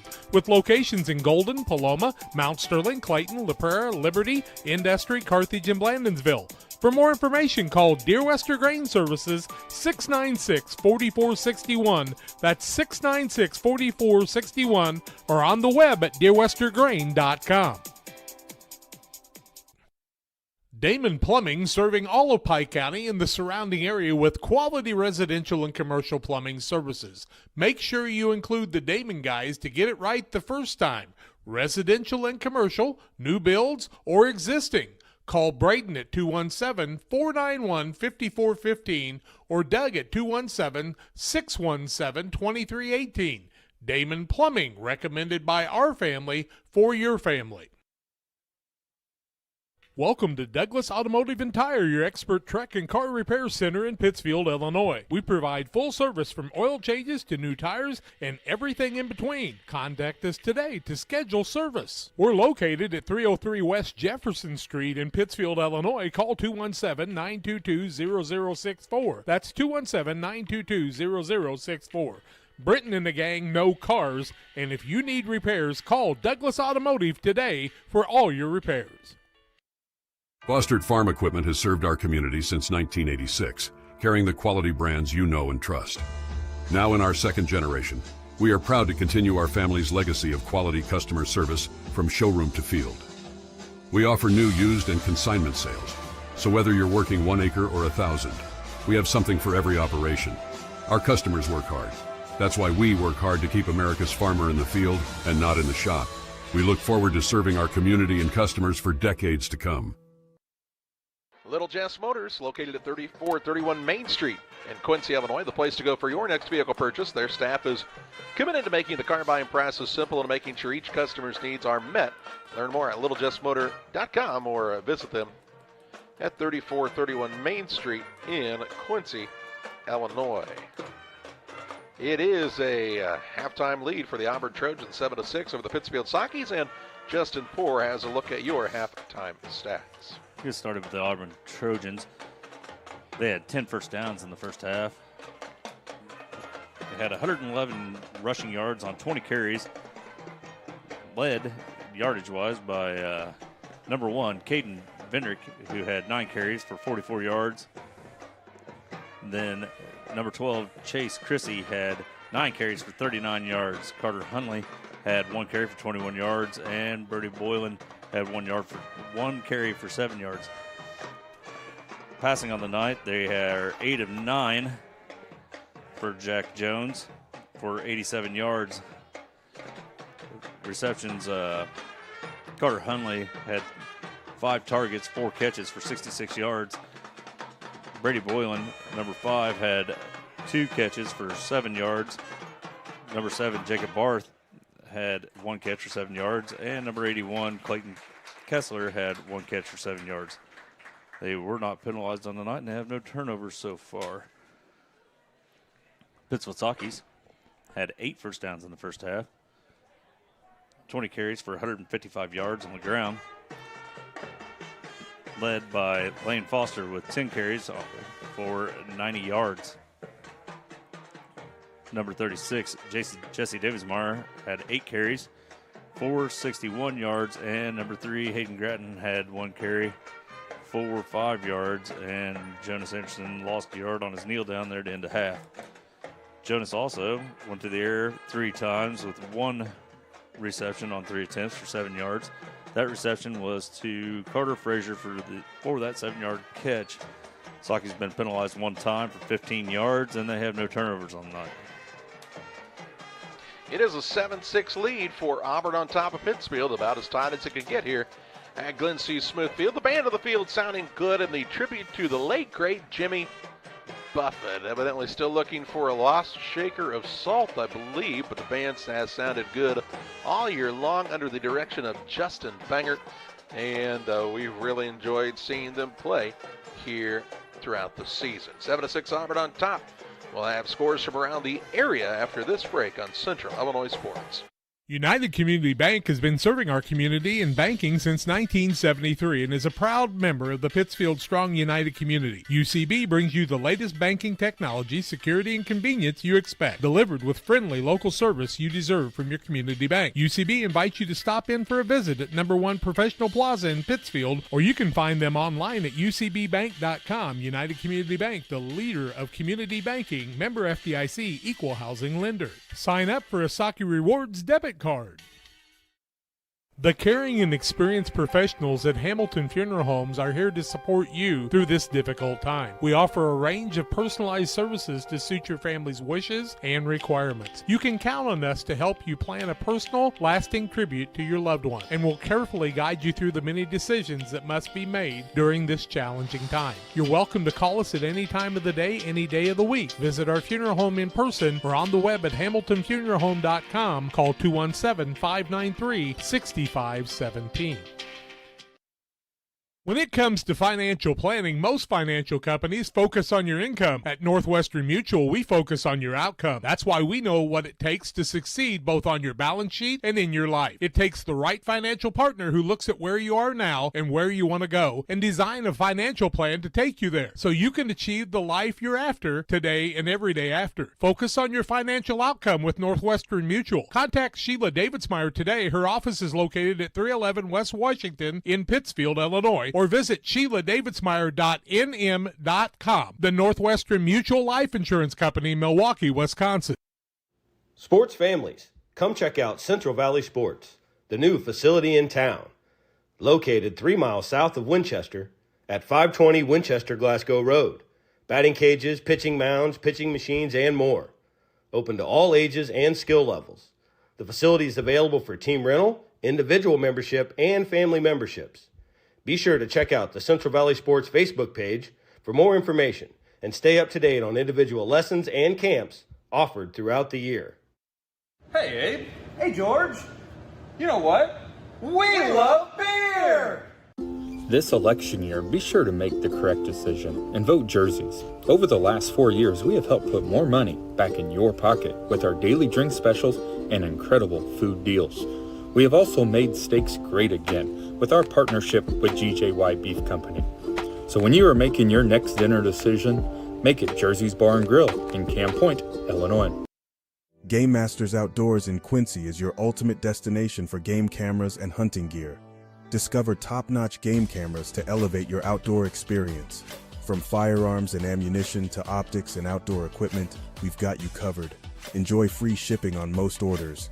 Browse our vast selection of high-quality gear and find everything you need for your next adventure. Visit GameMastersOutdoors.com today.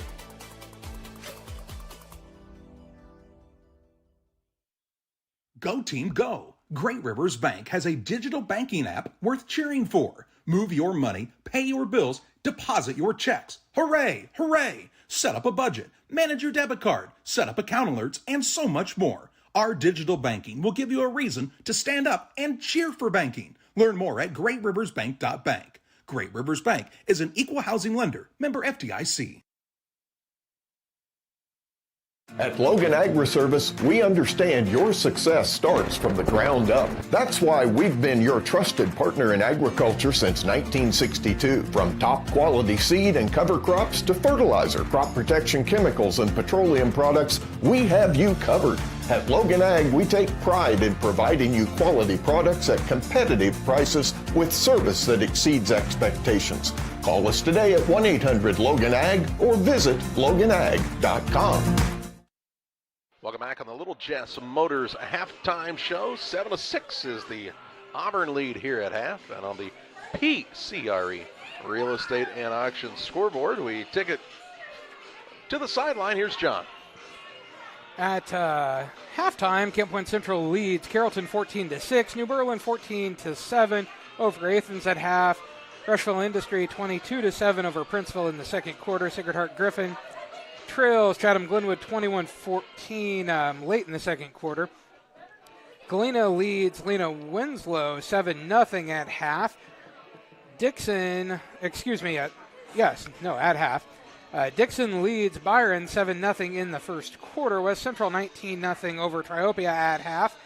Staunton leads North Mac 14-13. Brown County trails Calhoun 15-8 at the half. And Quincy Notre Dame leads Lincoln 22-0 at halftime. Thank you, John. You know, John is not your prototypical sideline reporter. I usually have a little more experience in the newsroom, but he's been out here for a while. I also am John's still with us. John, go ahead. Strange sideline reporter that's in the box and runs the camera. He can go everywhere, folks. Very fast. He is, yeah, he's a lot of things, but fast is not one of them.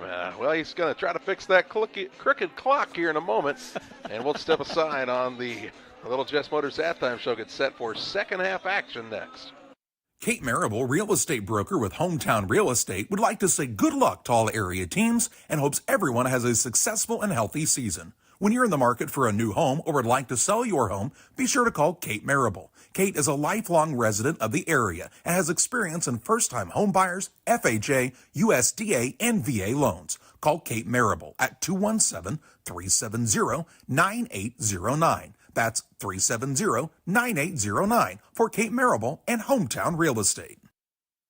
Before I started at DOT, it was like a real low point in my life. I just lost my house, and I just wanted something to get myself back on my feet. I met a driver named John, and he was like, man, come to DOT. They'll pay for your school. They'll pay for your CDLs. I applied, and ever since then, I've been very grateful. Since I've been here, I've had the opportunity to save money to buy me a home within the next couple of months. It's definitely been great. When my life needed direction, I took the wheel. Are you planning on building? Let Pike County Lumber help. Whether it's big or small, we have everything you need. We carry all building materials like siding, roofing, cabinets, decking, doors, and windows, just to name a few. We also have plumbing and electrical supplies along with tools. From building your shop, your brand new home, or kitchen and bath remodel, Pike County Lumber is here to help. We're family owned for 3 generations. Pike County Lumber. For all your building needs, come see us in Pittsfield. Now is the time to fall into savings at Little Jess. During Ram Power Days, you can save over $15,000 on a 25 Ram 1500 Crew Cab Night Edition. Get it for just $48.9 or drive it for $0 down and only $579 per month. Buy a new 24 Ram 2500 Crew Cab for only $44.9 when you take advantage of over $10,000 in savings. Or drive a new 24 Jeep Wrangler 4-door for only $399 per month. Plus 0% financing plus generous rebates available on most new models. Little Jess, serving the Tri-States for 7 decades. Thanks to Little Jess for being our halftime sponsor. 7-6, Auburn on top. Pittsfield will receive the kickoff to start the second half. Trojans nearly recovered an onside kick right before the end of the half. Would you be surprised to see them try it again here? No. I would not be surprised. Yeah, Taylor Graham and Lane Foster back deep to receive. And Hunley is the kicker. It's a pretty common name in the Auburn area. So they got a couple of them. Levi Hunley. Levi, the freshman, number 82. He stands about, I'm going to guess, 5'11" and 3/4 inches.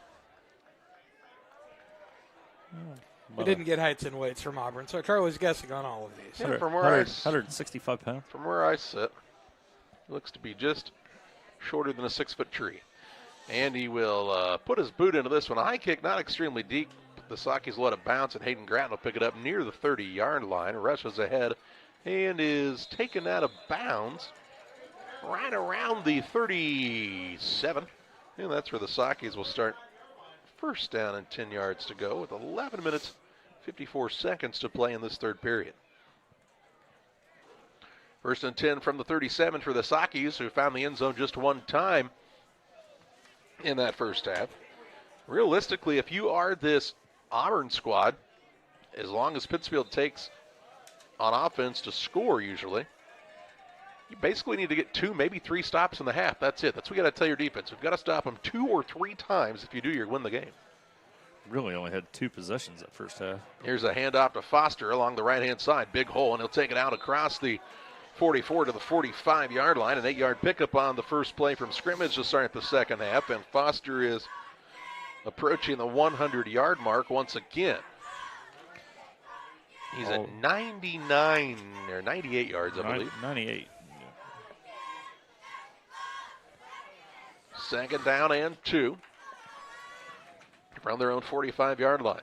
Sakis are good at dragging clock out, but they can also make quick scores if they can break those guys loose. They'll give it to Davidsmeyer. First carry in a while. Big hole up the middle. He's got the first down and more to the Auburn 43-yard line. A pickup on the play of 12 yards in a Pittsfield 1st and 10. Davidsmeyer getting a good burst of speed and went right over the left side of the line that time, where the freshman Hunter Waters getting his first varsity start at the left guard. He and Perry, the two underclassmen on this Saki line. It's good to see some young size, something that we may be searching for next season. But high formation here as Anderson is under center. Double tight set now with a single receiver to the left and Graham. They'll hand it off to Foster, trying to break it outside. Auburn really going after the ball here, but Foster banged around like a pinball down to the 35-yard line. An 8-yard pickup on the play. And again, it's 2nd and 2, and it's eclipsed the century mark once again tonight, has Lane Foster.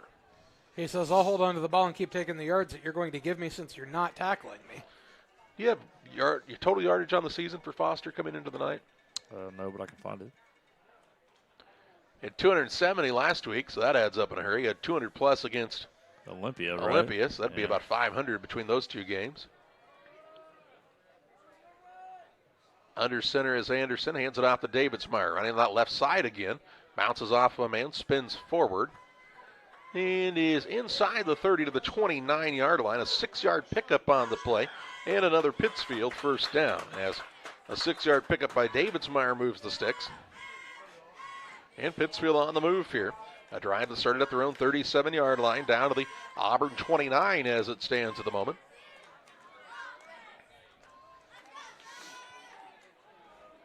Foster the deep back. Double tight, and they've also got Marable in on the left side. They'll hand it off to Marable on that little inside play. He's looking for some running room. Not much there. He'll get to the 26-yard line. 3-yard pickup on that play. And it's 2nd down and 7. Play gained 3 yards, which is probably the most we've seen that play go for this year. There's just too many bodies involved there. I'm not an expert on play design, but that ain't it. 9 minutes and counting to the 3rd.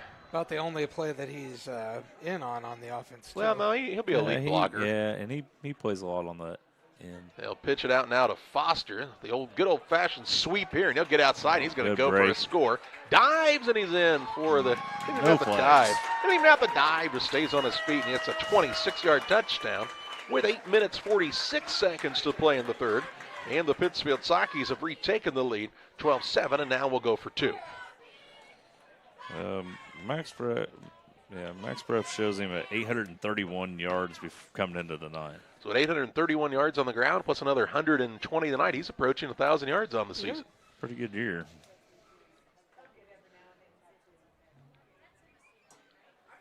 They were a little befuddled he didn't see more carries a year ago. Yeah. But he's made the most of it here in his senior season. And a 2-point conversion here for the Sakis as they'll hand it off to Foster. Big hole, and he'll get that one easily. And Pittsfield will take the 14-7 lead. 8:46 to play in the 3rd. It's Pittsfield 14. Auburn 7. Another big run from Lane Foster.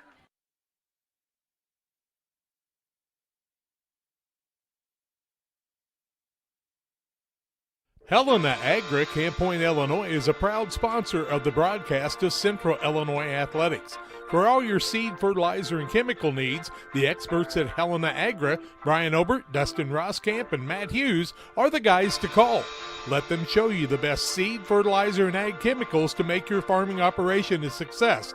Call 217-593-7761.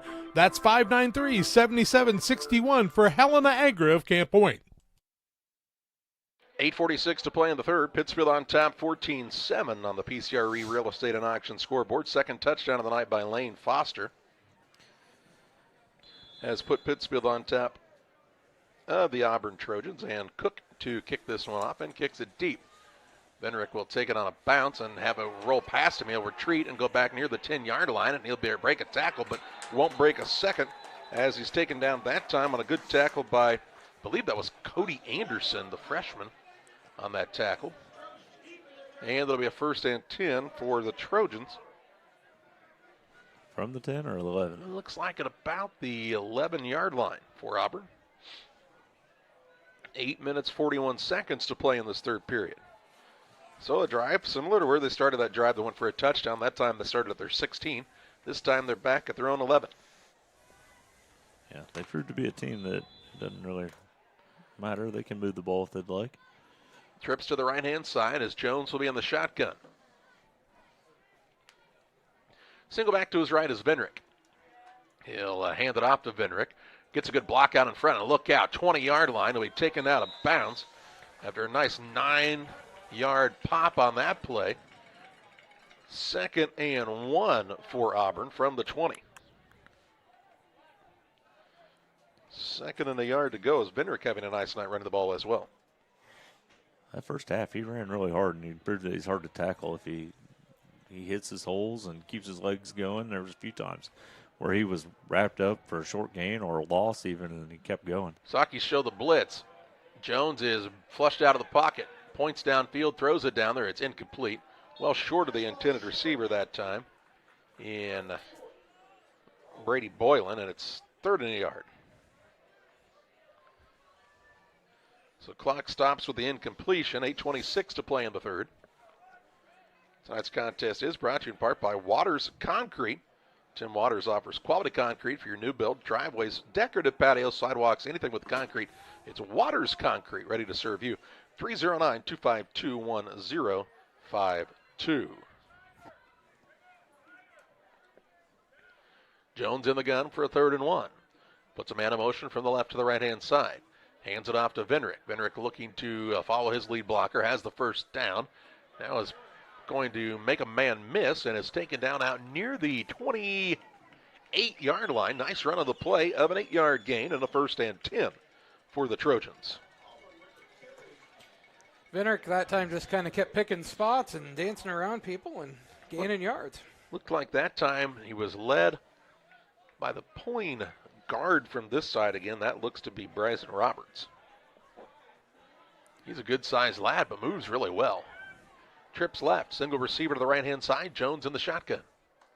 He takes the snap, fakes the pass. Now looking for his man on the flats and Hundley. Hundley has it, but wrapped up quickly here at the 30-yard line. 2-yard pickup on the completion. It'll be a 2nd down and 8 after the 2-yard gain. It's a very short 2. They didn't get much of a spot, did they? No, they didn't. Huh. Might have even been a short 1. Wow. Well, I went from the 28. The ball, the nose of the ball is on the 30. I'm just looking at the box. These lines might be crooked. Could be. Well, it is Illinois, folks. Trips left. They'll fake the handoff. Going to hit Hundley again on that same passing play, and it's met with about as much resistance as it got the time before. Shaw and Gratton in on the stop here. It is no gain on the play, and it'll bring up a 3rd down. Do you think if you're the quarterback and you run over and he starts to call it again, you go, Coach, that didn't work the last 2 times. Can we call something else? No. No? Not you in just high run school. it again? Only against the Dallas Cowboys can you run the same play back-to-back. Your receiver drops it one time, and the next time you decide to run it again, and it works. Oh, okay. Is that a pass to a lineman? No, that wasn't one of those fancy plays. Oh, okay. It's 3rd down and about 9 here. Jones is in the shotgun, puts Hundley in motion from the left side of the formation. He gets set on the slot on the right-hand side. Back to passes Jones. Sets his feet, heaves it downfield. Really nice play on the ball there by Lane Foster from the defensive backfield. That'll knock it down to bring up a 4th and long. And we should see the first punt of this contest as Auburn will bring the punt team to the field. Is that intended for Huntley? Looks like it was Hundley there, and a really nice job by Foster to come from that safety spot to break that one up. Graham back to receive the punt. The punter is Boylan, I believe. Let's see if we can get him to turn this way. Then I got laid on the field is Stephen Emerson. And the punter will put his boot into this one, an end-over-end kick. Sakis will get away from it here. Wow, good roll. And it goes out of bounds right at the 31. Maybe. And that's where the Sakis will start 1st and 10 with 6:12 to play in the third, leading 14-7. I love training. I like to help people improve on their tasks. That food has been providing everything for me. They just treat you so well. When my life needed an opportunity, I chose that. 6:12 to play in the third. 1st and 10 for Pittsfield from their own 31-yard line. Trying to put another drive together like they did the last time around in this third quarter and get a 2-score lead. Auburn looking for a quick stop and to get right back at it with a good field position. Davidsmeyer, the ball carrier. He's got all kinds of running room. Across the 50, 45, drugged down, but not before he gets to the Auburn 30, call it the 40-yard line. Pick up on the play of 20, call it 30 yards. They'll put it at the 39. 30 yards?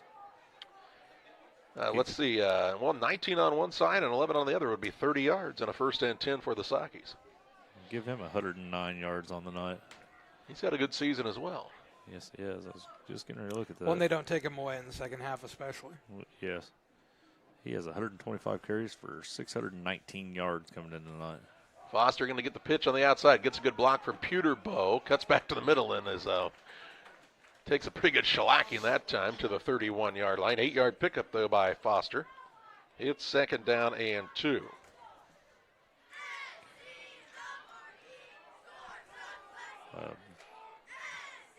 Both backs had 300-yard-plus games coming into the night, too. It's 2nd and a long 2 here as Archer's onto the field. Frazier comes out. They'll go on that double tight set here. With 5:05 and counting to the third quarter.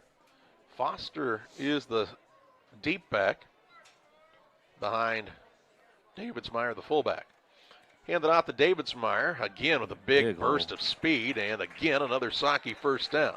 To the 16-yard line, 15-yard pickup there, and it's a 1st and 10 for the Sakis. So just a heavy dose of the backfield on this I formation, and not a lot of fanciness to this Pittsfield offense right now, but effective on the ground, keeping the sticks moving here. To the Auburn 16. Get into the second half, just the grueling being on that line. Hand off on the right side. That's to Foster. Foster follows the blocker. Breaks one tackle. Can't make another man miss, though. To the 6-yard line. Just a 10-yard gain on the play, and it's 1st and goal from the 6. They're going to say it was just shy, evidently. No. Huh? He went from the 16 to the 6. It's got to be 1st and goal. Yeah. See, watch Dave Fortune. He moves to the other side. He wants to wrestle with Rob Cook. Says, put that stick down. That's probably what it is. He's all, look at that. He's afraid of Dave Fortune. He just put it down right when Dave told him to. Sissy, that Rob Cook. Good thing he's 100 yards away here. Here's a handoff to Davidsmeyer up the middle. They're pushing him from behind. He's close to the goal line, and he's down at the 1. 5-yard pickup on the play. It'll bring up a 2nd and goal from the 1-yard line. The rule of aiding the runner has kind of gone away, hasn't it? As long as you're not pulling him or picking him up, you can push him. The old brotherly shove in Pittsfield.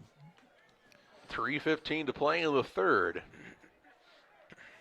Pittsfield quick to the line here. They'll hand it off to Davidsmeyer on the left side. Bounces off a would-be tackler in Vinrick and takes it across the goal line with 3:07 to play in the third.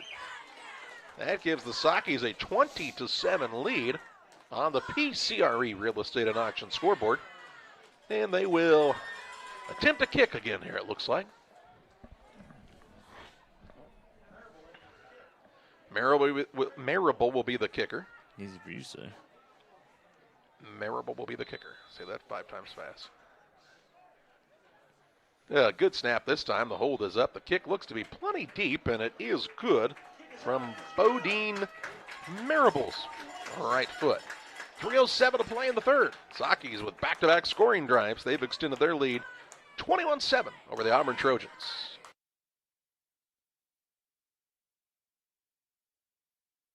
Aches and pains are a normal part of life, but when they become too much, we have a team of orthopedic surgeons ready to give you relief. The need for joint replacements continue to rise, and our team stays up to date with the latest technology and robotic solutions. Every step of your journey matters to us. And when life throws you a curveball, trust Blessing Health's orthopedics and sports medicine team to get you back in the game. We've got you covered from head to toe.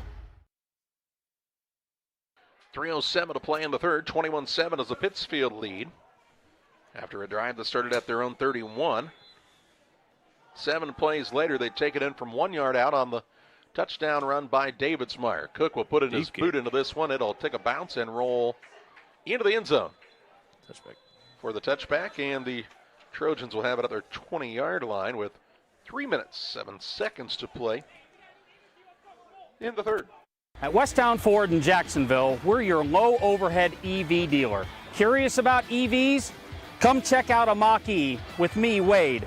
I drive one and I love mine. Westtown Ford, Jacksonville, Illinois, westtownford.com. 3:07 to play in the third. 21-7 the Pittsfield lead. Auburn looking for a response here as they find themselves down by 2 scores. With the type of offense Auburn runs, so they can score in a hurry. Jones is under center. He'll hand it off to the motion man in Hundley, looking for running room on the left side. Taken down here on the tackle by Lawson to the 22-yard line. 2-yard pickup, 2nd and 8. Lawson came up and filled very quickly there and kind of got the solo tackle. Lawson, a pretty strong kid for no bigger than he is. 2nd down and 8. Seen him make a lot of tackles this year. Jones will be back to pass. Has some time. Now he's got pressure coming up. He avoids the rush. Might take off and run. Nope, heaves it downfield. He's got Hundley deep, and he's got it inside Pittsfield territory to the 40. Slung down there by Graham at the Saki 36. Pickup on the play of 42 yards on the pass, and a 1st and 10 for Auburn. Really nice job by Hundley to help out his quarterback there, and Jones hung in the pocket. And kept his eyes downfield. Trips right, a single man to the left-hand side, and this is what we're talking about for Auburn. They can get those big chunks in a hurry here. Now he'll throw it out to the right-hand side, complete it to Kessler. Kessler breaks a tackle. Now he's down the far sideline. Lawson will hit him out of bounds near the 17-yard line, but it's a 19-yard pickup and a 1st and 10 for the Trojans. So a quick 19 following the 42-yard gain. And Auburn is deep in Pittsfield territory already. 1:55 to play in the third. 2 men out to the right-hand side. A trips bunch to the left as Jones is in the shotgun all by himself back there. Puts Bendrick in motion. We'll pitch it out to him, looking for running room on the left-hand side. Strung out here and taken down out of bounds by Gratton. Near the 20, where are they going to mark him, guys? 20-yard line? Yeah, looks like on the right on the 20 pretty much. 22. There you go. So that's a loss of 5 yards on that play. And it brings up a 2nd down and 15. They're in a long way to lose 5 yards on that play. Yeah. I mean, Vendrick's had some success at just taking the handoff and running forward. Yeah. That time a lot of side-to-side action now. Jones says something to Vendrick. I was like, hey, that guy's going to come. Will you stop him, please? Back to pass, looking on the right-hand side, has it completed short. here to Kessler. No, it's incomplete. Did not make the connection that time. Stops the clock, and it's 3rd and 15. So 3rd down and 15 yards to go for the Trojans in 4-down territory here. Pass came a little short to Kessler there, and he kind of moved up to make the catch and just did not catch it when he took that step forward. His 3rd and 15. Defender was right there also. Yeah, he was going to get smoked. Jones fakes the handoff, rolling to his right. Has some pressure as Perry trying to put some on him here. Perry giving chase. Jones will elude him there and then get taken down in the flats on a good open field tackle by Draven Peterbow. And around the 22-yard line. That's no gain on the play, and it's 4th and 15. Perry did a good job of showing off his speed there as he stayed kind of right with that guy. Yeah, he did. And Draven did a great job of breaking down and making that tackle in the open field. Camp Point Central 20, Carrollton 12 in the mid part of that third quarter, as Auburn now will be 4th and 15 with 49 seconds to play in the third, trying to pick up a big conversion here from the Pittsfield 22. Checked out Perry and Forsey on this play. Jones is back to pass, throwing it downfield. It is in and out of the hands of Vinrick. Defended there by Archer, also by Grattan, and then a penalty flag flies high, and I mean high. That guy about hit the ceiling of the sky. I'm going to call it unsportsmanlike on that or personal foul, but I'm not real sure why. Pittsfield will have the ball here. And the Sakis were celebrating after ending the Jaron Lawson play, helped the young man up off the ground, but I don't know. Something must have been said is all I can figure, but Probably was that bully Luke Archer, if I had to guess. Watch this pass break up by Grattan and by Archer. And they went to help the young man up and got a flag thrown. Maybe because he stepped over him, but he was helping him up. He put his right hand down. There's a flag back here, too, on the 30. They're going to call holding on Auburn. That is decline. Dead ball. Unsportsmanlike conduct for offering a hand up off the ground by the Sakis. So that'll be half the distance to the goal to the 11, and that's where Pittsfield will have it 1st and 10 with 36.4 seconds to play in the third. Yeah, it's first down. 11-yard penalty? 11-yard penalty, as it is on the half of the distance here. Right. That's called a old jump the gun. Yeah. Well, it was a dead ball. That dude wanted to show off his arm, though, man. He threw that ball higher than the upright. he did throw that flag really high. It was impressive. He said, if we would have been in St. Louis in the Dome, I'd have hit the roof. I have a flag, and you all will see it. Trying to hit that big Jerry Jones scoreboard. I formation for Pittsfield from their own 11. 36.4 seconds to play in the third. Anderson takes a snap. He will hand it off up the middle. That's Davidsmeyer. Breaks a tackle, and look at him go here. At the 35, 40-yard line. Up just shy of midfield to the 48 on a 37-yard run by Davidsmeyer. Looked like he was shot out of a cannon that time. And it's a 1st and 10 for the Sakis. Ball going to be on the 44, Charlie. All right, so not quite as many yards, Justin. How about a 33-yard game? Sorry, I'm not used to these fancy numbers being on the field, if you know what I mean. Davidsmeyer, though, look at this. I mean, that guy's chasing him from behind. He's got good speed. He broke down to take that tackle, too. He was thinking about dragging that guy on. And that's going to be the final play of the third. So after 3, it's Pittsfield 21, Auburn 7. Sakis have the ball 1st and 10 from their own 44 as they start quarter number 4. Shireman Memorials has been serving the area since 2014 with local and affordable memorial and specialty items production. Jason Shireman has over 20 years of experience and is committed to providing his customers with the best experience. With expertise in sandblasting, carving, etching, and design, you will be dealing with someone who has the knowledge and experience to make a memorial your family can be proud of for generations. You'll find Shireman Memorials at 1135 West Washington Street in Pittsfield and online at shiremanmemorials.com. You've tried it, I've tried it, everyone needs to try it. Sugar and Smoke, 1258 West Washington in Pittsfield. Open Wednesday through Saturday at 11 a.m. Here's what others are saying. This place is fantastic in every way. Pulled pork, pulled chicken, brisket, ribs on the weekends, the best green beans, appetizers, nachos, pony shoes, pork burgers, celebrating 1 year in business. Sugar and Smoke, it's time to eat. Yum! 217-922-0067. Ready to start quarter number 4. Pittsfield on top, 21-7 of the PCRE Real Estate and Auction scoreboard. Hey, fans, after the game, head out to Bowler's Universe.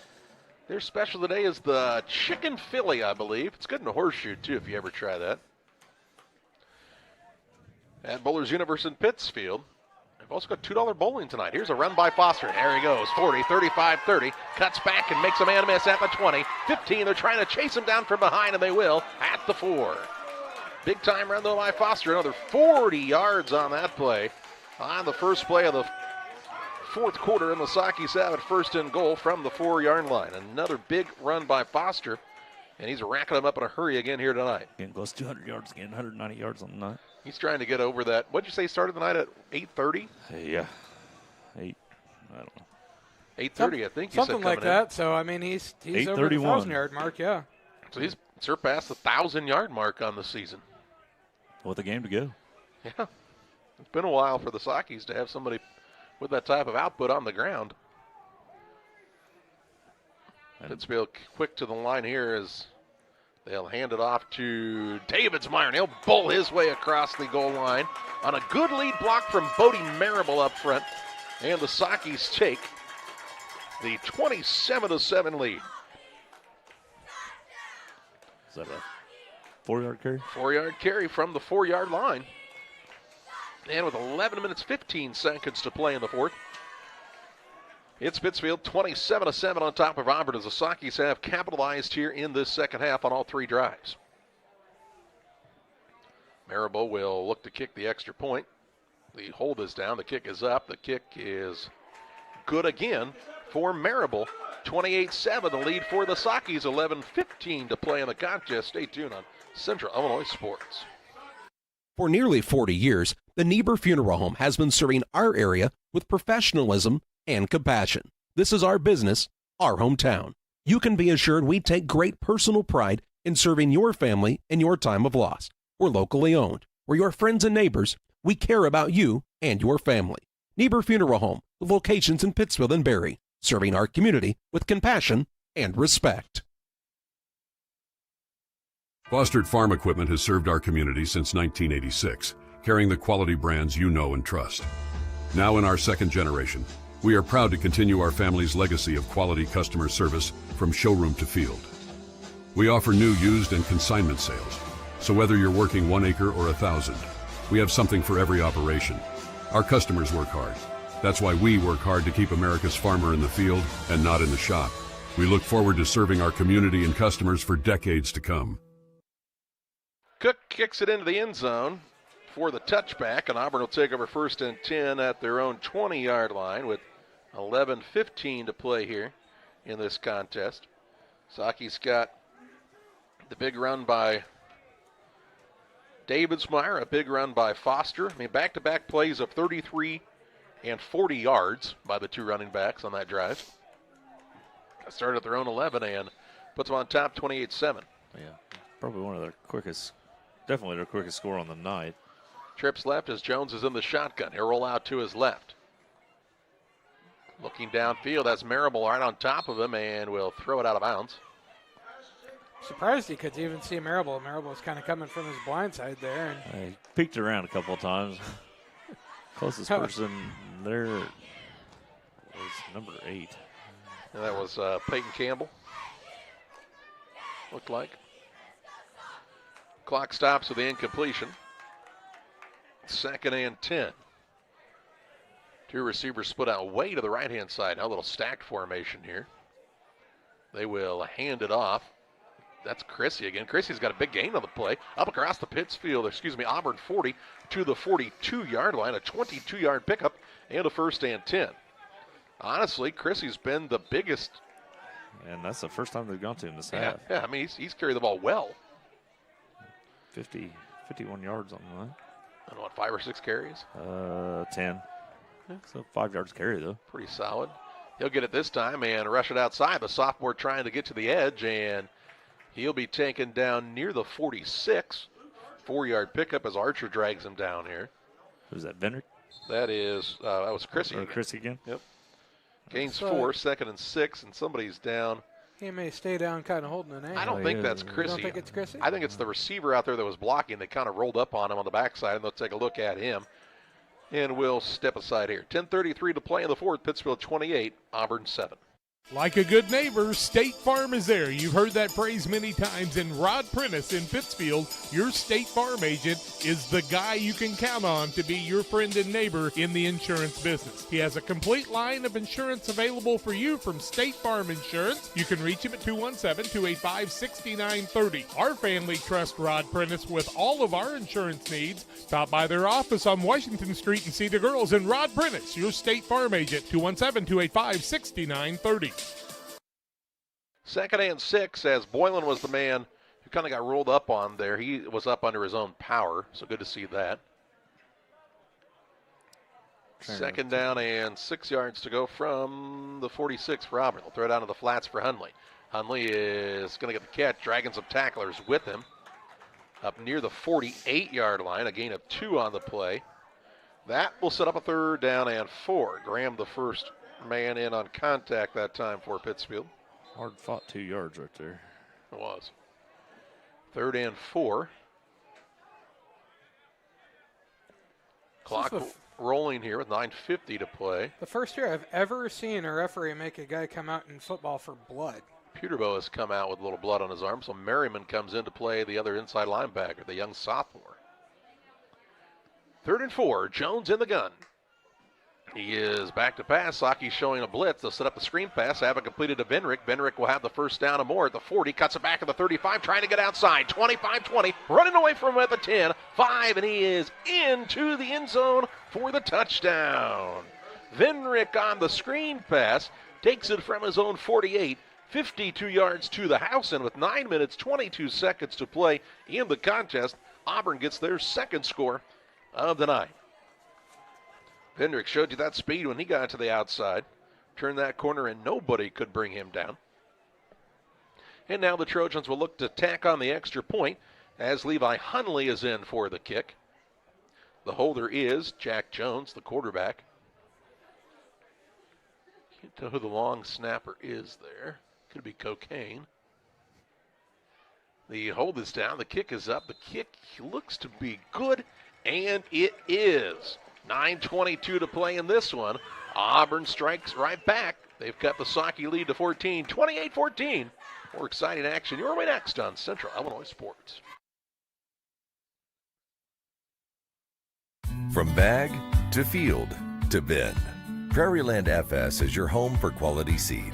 We treat it right here at one of our local facilities, deliver it right to your farm, and then provide the propane to fuel your bins. Have confidence in what you're putting in your engine with our energy specialist. They're focused on maximizing power, fuel efficiency, and engine protection to keep you going. We're neighbors serving neighbors. Prairieland FS, your leading supplier of choice. 9:22 to play, 28-14 the lead for Pittsfield, but Auburn with a touchdown and a possible onside kick coming up here, I would think. Trying to get it right back and see if they can't go right back down the field. Here's a score that might surprise you. 5:48 to play in the 3rd. Williamsville 28, Moreau Forsyth 14. Woo. No one in the conference is sad. Can I remind you that Pittsfield was in quite the battle with Williamsville most of the night when the Bullets visited here? And not very long against Moreau, although it was 14-8 for a while. Here's the kick by Hundley. He will try the onside kick, takes a big hop, but it's grabbed there on a good play. I think that's Merriman, isn't it? Nick Merriman. Fall down, son. He says, I'll take it and run it. And Pittsfield will start at the 50-yard line with 9:16 to play here in this contest, trying to run some clock and keep on rolling here. Say it right on the 50. Big lines. We like big lines. All right. Tell you what, give a lot of credit to the Saki special teams and their special teams head coach Tom Shaw here tonight. Very special. He's a special fellow, let me tell you. Good guys, old Tom Shawnery. Under center is Anderson, gives it off of the right side. That's a Davidsmeyer. 1st down and more. Drug down from behind near the 35-yard line. Pick up a 15 on the play. In a 1st and 10. It's always good when you're the fullback and you go down and you help the guy up that just tackled you. Says, come here, buddy. I ran over you. Let me stand you back up. Come here, buddy. 1st and 10 from the Auburn 35.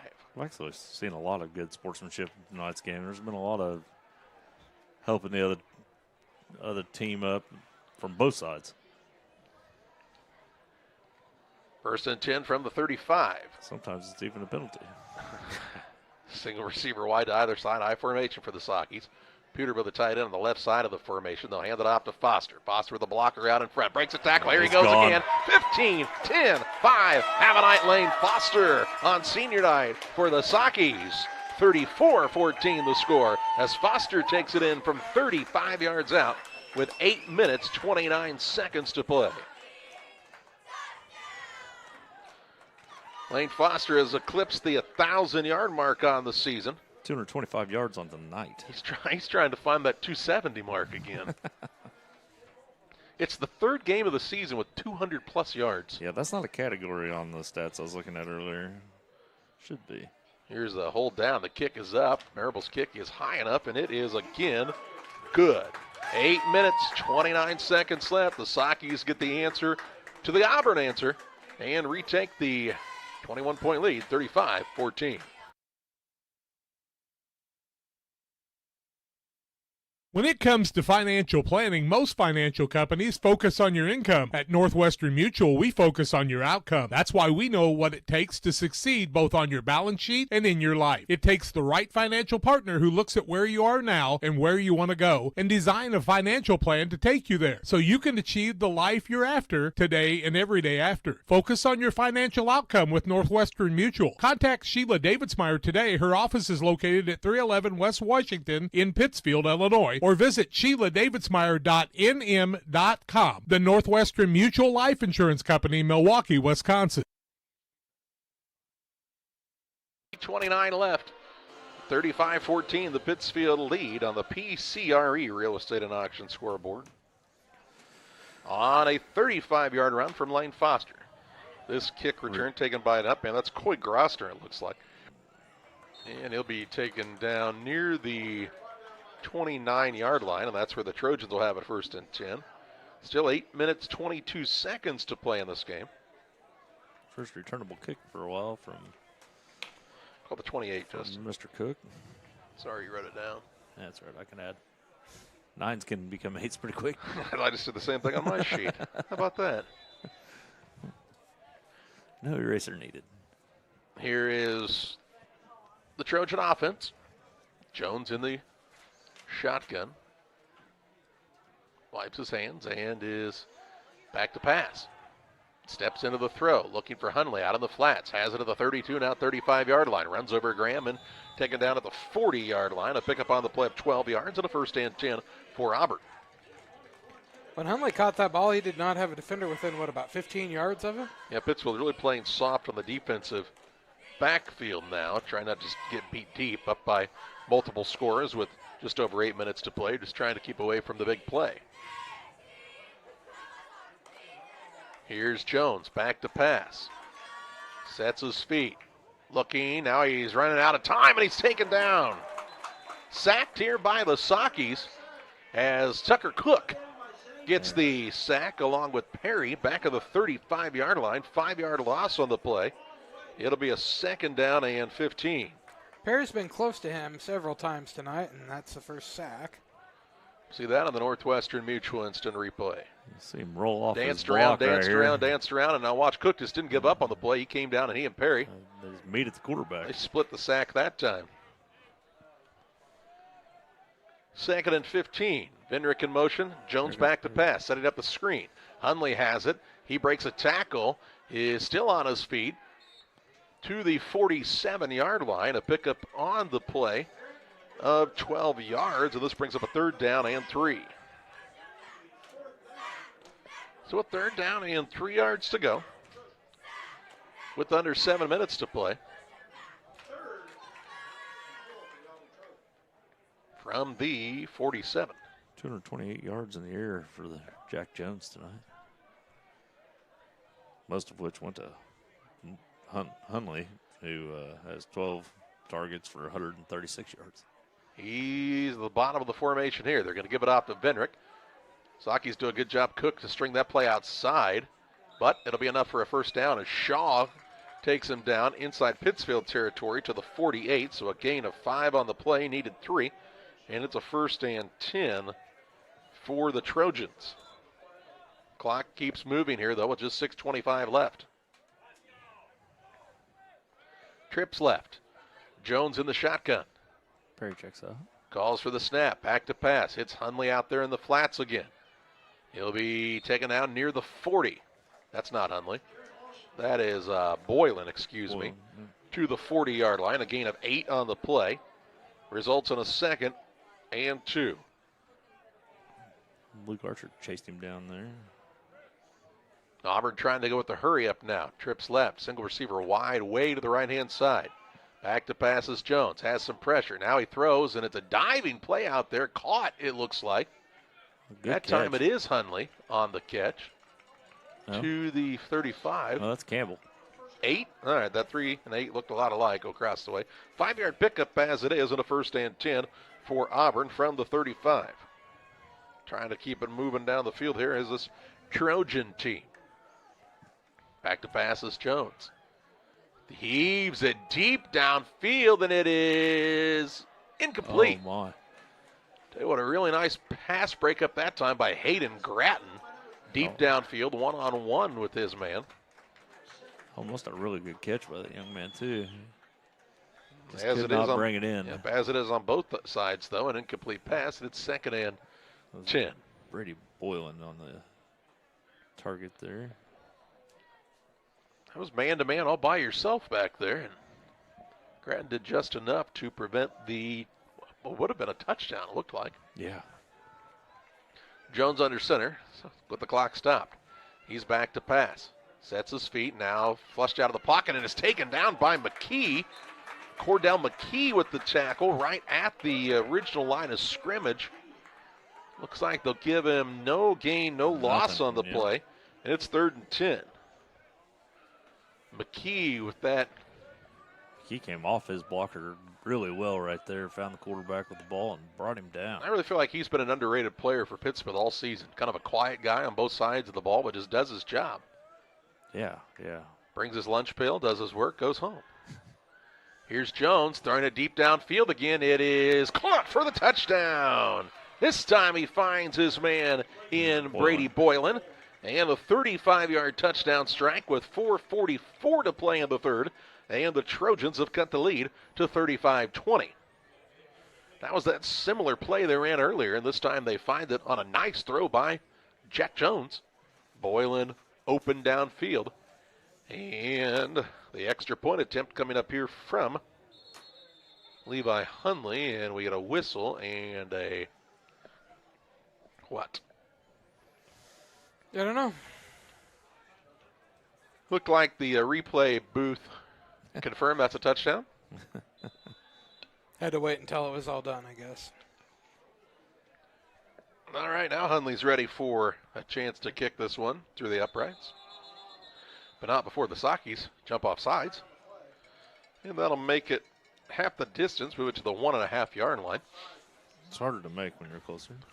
I don't think that's always the case. Okay. Well. Looks like they're still going to kick right now. Yep. Makes sense. Yeah. Make it a 35-21 game. Yeah. No, he hasn't had any trouble with the kick. No. Right. Yeah. So no reason not to kick it here. 2-point doesn't do you any good. Yeah, and then if you miss it, makes it a 15-point game. So trying to make it 14 here. Was that a 2-yard penalty? 1.5. Here is the kick. It's up, and it is good. And with 4:44 to play, Trojans not ready to go away just yet as they find the touchdown strike from Jones to Boylan from 35 yards out to make it 35-21.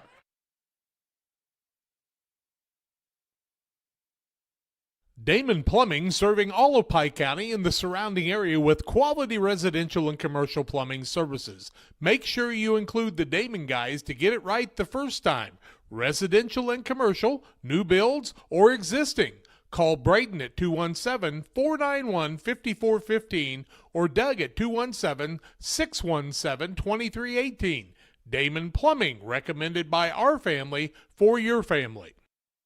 The Liquor Booth is your home for a huge selection of beer, wine, and spirits. The Liquor Booth has 2 locations in Quincy, 3520 Broadway and 1500 North 12th Street. The Liquor Booth, where it's always happy hour. 4:44 left. 35-21, the advantage for Pittsfield, but a big touchdown pass from Jones to Boylan from 35 yards out. And here comes another onside attempt, I would say here. Yeah. See if Nick Merriman's ready to try to return this again. And the onside kick takes a big hop. It's off of Merriman, and Auburn's going to get it. Auburn's going to get it. And the Trojans not going away just yet with 4:40 left. Merriman got lit up that time. Yeah. That ball hadn't even gone 10 yards yet. He probably should have let them touch it first, maybe. But he touched it. Okay, that's what I was going to ask. Is they just discussed whether he touched it or not. He touched it. It hit him in the hands. Okay. Let's look at it on the Northwestern Mutual instant replay. Just a beautiful bounce here. Oh, yeah, it was a good kick. The last one was, too. Watch this. Little bounce. Goes just high enough, and then, Merriman took a shot there. Yeah. But Auburn has it 1st and 10 at their own 48-yard line with 4:40 to play. And a quick scoring drive again. This one could get very interesting. Jones, little flea flicker, double reverse, back to pass. Jones with a man running downfield. It's going to be caught. Incomplete. There were 2 men in the vicinity. It very easily could have been intercepted also. Yeah, it could have went anyway there. Give them the old razzle-dazzle, razzle-dazzle them. 2nd and 10 as it's incomplete. 4:32 to play. Charlie, I thought Paul Petty was in the booth next to us. Yeah, that's the Petty special. 2nd and 10 from their own 48 for the Trojans. Trips to the right-hand side. Single receiver to the left. Jones has Venrick standing to his right in the backfield. And it's back to pass. Going to throw it out to Venrick. Venrick looking for some running room. Now, he looked like he was about to pass it. He thought about it, yeah. Runs into his own man and is drugged down from behind here. At the 47-yard line, it's a loss of a yard on the play, and it'll bring up a 3rd down and 11. I'm not sure if that first pass was supposed to be a lateral. It was not, but 3rd down and 11 yards to go with 4:05 and that clock moving here. Auburn has all 3 timeouts. And we know they know how to find the sideline if they need to. Yep, Jones back to pass. Time to throw. Now he's flushed out to the right. Looking downfield, looking, and throws it near the sideline. This one incomplete. And it's 4th and 11. 4th and 11 with 3:50 to play. Should be 4th and 11, right? The box still says 3rd. It's 4th. Okay. No. This is the 4th play, so it should be 4th down. Yeah. There we go. Now we got it fixed. Okay. I was like, Dave Forsey will tell you when it's 4th down. Tell you what, you can tell the PA announcer's no Alan Motley. He never would have messed that up. He is undefeated, though. 3:50 left. Right now. 35-21. So far. The lead for the Sockies and a 4th and 11. Jones back to pass. Has some time. Looking for an opening. Directs some traffic. Heaves it downfield, and it is incomplete. Grattan came and tapped it away from behind that time. And that'll be a turnover on downs as the Trojans unable to make a connection there. And with 3 minutes, 41 seconds left, a couple of first downs, and the Sockies can run this one out from the Auburn 48, call it 47-yard line. Charlie, are you surprised that Auburn did all the razzle-dazzle there First down? after being able to move the ball in big chunks, just running their offense before? Yep, a little bit. Yeah, a little. But when else are you going to use a play like that other than a time like this? 1st and 10 from the 47. The Sockies will hand it off to Davidsmeyer, running right over the cheek of the left guard to the 41-yard line. A gain on the play of 6 yards. And it's a 2nd down and 4. 2nd and 4 here from the 41. Auburn not taking a timeout here with 3:20 to play, down by 14. Was that Davidsmeyer? That was Davidsmeyer with a 6-yard gain, yes, sir. It'll be under 3 minutes when the ball is hiked, so yep. A lot of time ticks down. See Dylan Stout check in on the left side for the Sockies, and Weston Leonard is the receiver on the right. Both of those young men seniors. They'll hand the ball off to Davidsmeyer. Short gain this time to the 40. Now the Trojans will call for a timeout after a 1-yard gain. It'll be 3rd and 3 for Pittsfield. from the Auburn 40-yard line after this Adams Network timeout. I have to speak to you about something that is concerning me. Heard you and your mother talking about this Arlo fella. You're dating someone? Yeah. Dad, Arlo's the name of the new security cameras that we got from our service provider. Arlo's not a boy. Oh, boy. Ah, not a boy. Apparently, we just learned that it's a camera named after a boy. Why don't you name it Peter? 2:51 to play. Timeout taken by Auburn. Stops the clock. Pittsfield with a 3rd and 3 from the Auburn 40-yard line. Up by a couple of the scores. Trying to get a first down and keep the clock moving here and on to their 3rd victory of the season. They play at Porta next week. And we'll be cold. Yep. Single receiver to the right, one to the left-hand side. Under center is Anderson. Takes the snap. Pitches it outside of Foster. Foster breaks outside, trying to cut back to the middle now. Makes another man miss. Still on his feet. Cuts back to the wide side of the field. Now at the 30-yard line. 25, a little stutter move at the 20. 15, 10, rumbling, stumbling all the way down to the 5. 97-yard run, but really only gained 35 yards. 35 yards. To the 5. And it's 1st and goal from the 5-yard line. Charlie, if you were I would have run that far, we'd be really tired. I'd have to sit. Lane's going to stay in. I was tired just watching him run it there. When he comes to this side, and then he goes, how about we go that way? There's nobody over there. Little stutter step, gets outside, and I'll tell you what, if he could have kept his balance for another 5 yards, he'd have had another touchdown. Yeah. Huntley did just enough to get him down there. He's electric. That's for sure. 1st and goal from the 5. He has been since he stepped onto a football field. 260 yards on the night. Gee whiz. He's working on it again, isn't he? Davidsmeyer gets it up the middle. Why did the whistle blow? I don't know. He was still moving.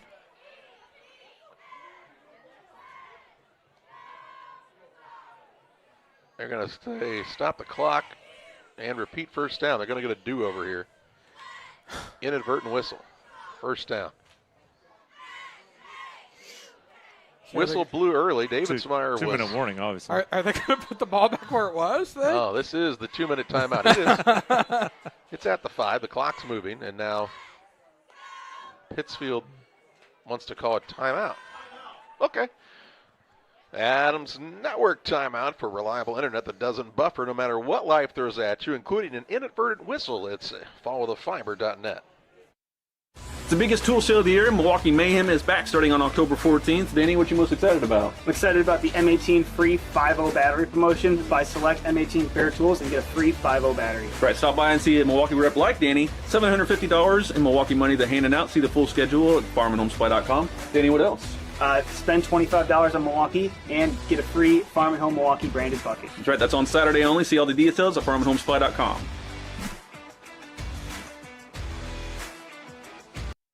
At Westtown Ford in Jacksonville, Illinois, we have Mavericks, we have Rangers, we have F-150s, 250s, and 350s. If you need help with that perfect look after your purchase, I'm Corey Grinke and I Know Trucks. Come see me at Westtown Ford in Jacksonville, Illinois. 1:57 left, 1st and goal from the 5-yard line following the Pittsfield timeout. Anderson under center with the I formation behind him in the backfield. Takes the snap, hands it off to Davidsmeyer. Davidsmeyer bounces off of the first tackler down to the 3. A gain of 2 yards on the play. It's 2nd and goal. Clock keeps moving. Says, hey, the first time I ran that play, I got more. 2-yard gain. Auburn not choosing to take one of those 2 timeouts here. 191 yards for Jesse Davidsmeyer. So they could have 2 backs near 200 yards.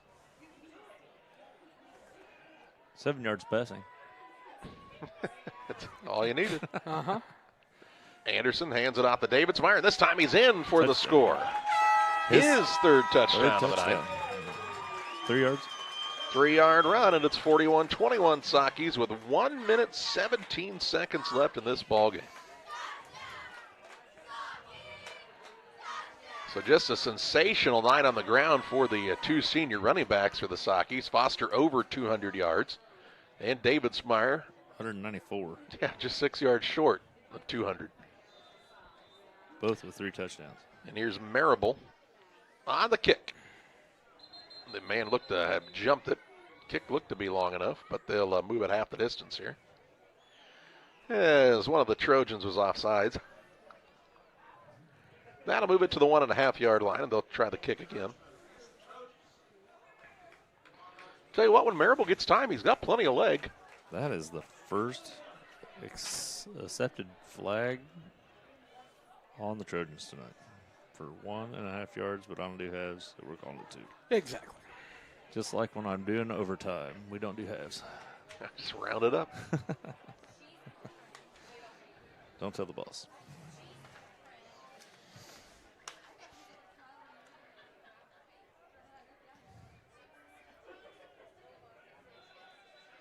Marable ready to go here.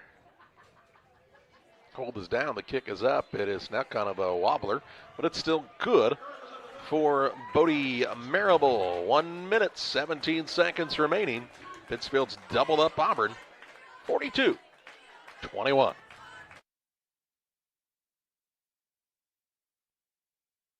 Hey, Abe.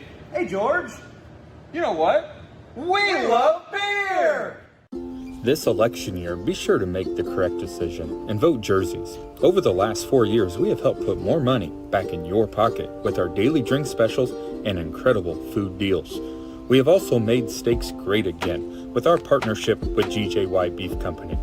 So when you are making your next dinner decision, make it Jersey's Bar and Grill in Camp Point, Illinois. 1:17 left, 42-21 the advantage for Pittsfield. Sockies on the kickoff here. Cook will boot this one. A low-line driver going to be taken by Boylan at the 20-yard line. Now the 25, where he's tripped up and taken down by Lawson. Jaron Lawson. To the 40, check that, how about 29-yard line. And there'll be a first and 10 as we get a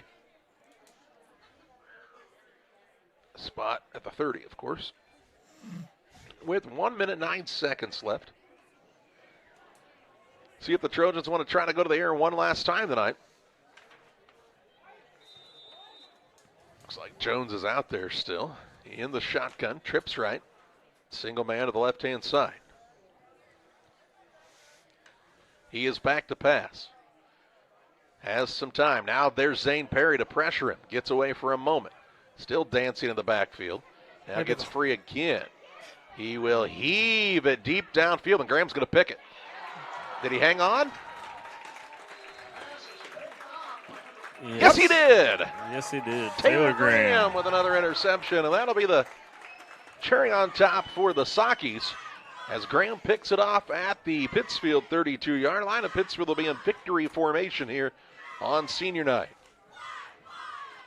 Sockies will improve to 3-5 on the season, and they'll be on the road at Porta next Friday night. Couple of kneel downs here, and this one will be over. Trojans going to drop to 2-6. In the game, they led 7-6 at halftime. Pittsfield has not been stopped offensively in the second half. Has scored on every possession, except for this one. They'll take a knee. Anderson with the kneel down. That'll bring up a second down. They'll do that one more time, and that'll be all she wrote.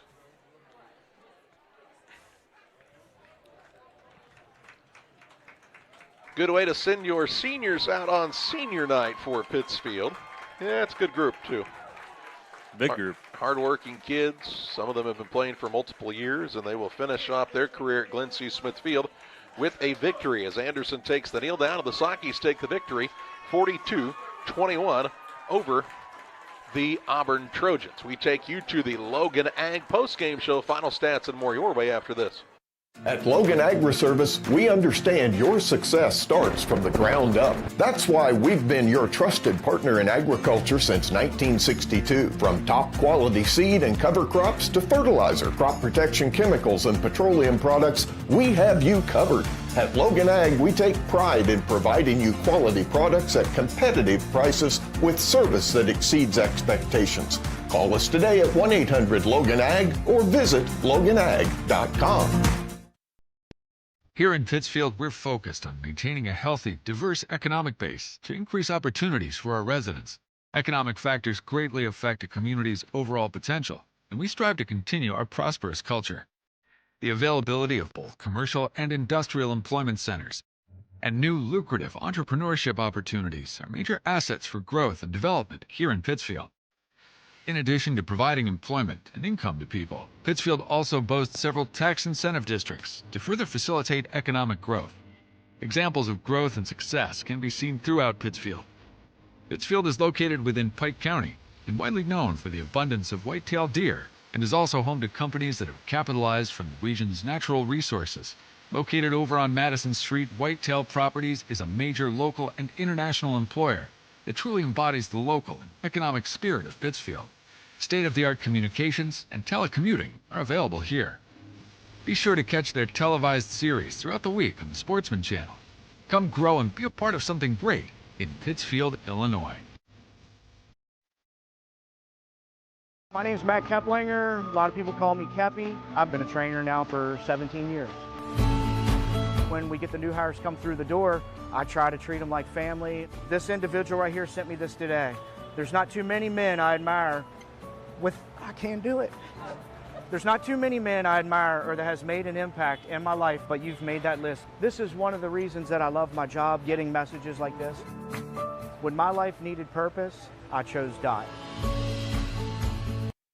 Are you planning on building? Let Pike County Lumber help. Whether it's big or small, we have everything you need. We carry all building materials like siding, roofing, cabinets, decking, doors, and windows, just to name a few. We also have plumbing and electrical supplies along with tools. From building your shop, your brand new home, or kitchen and bath remodel, Pike County Lumber is here to help. We're family owned for 3 generations. Pike County Lumber. For all your building needs, come see us in Pittsfield.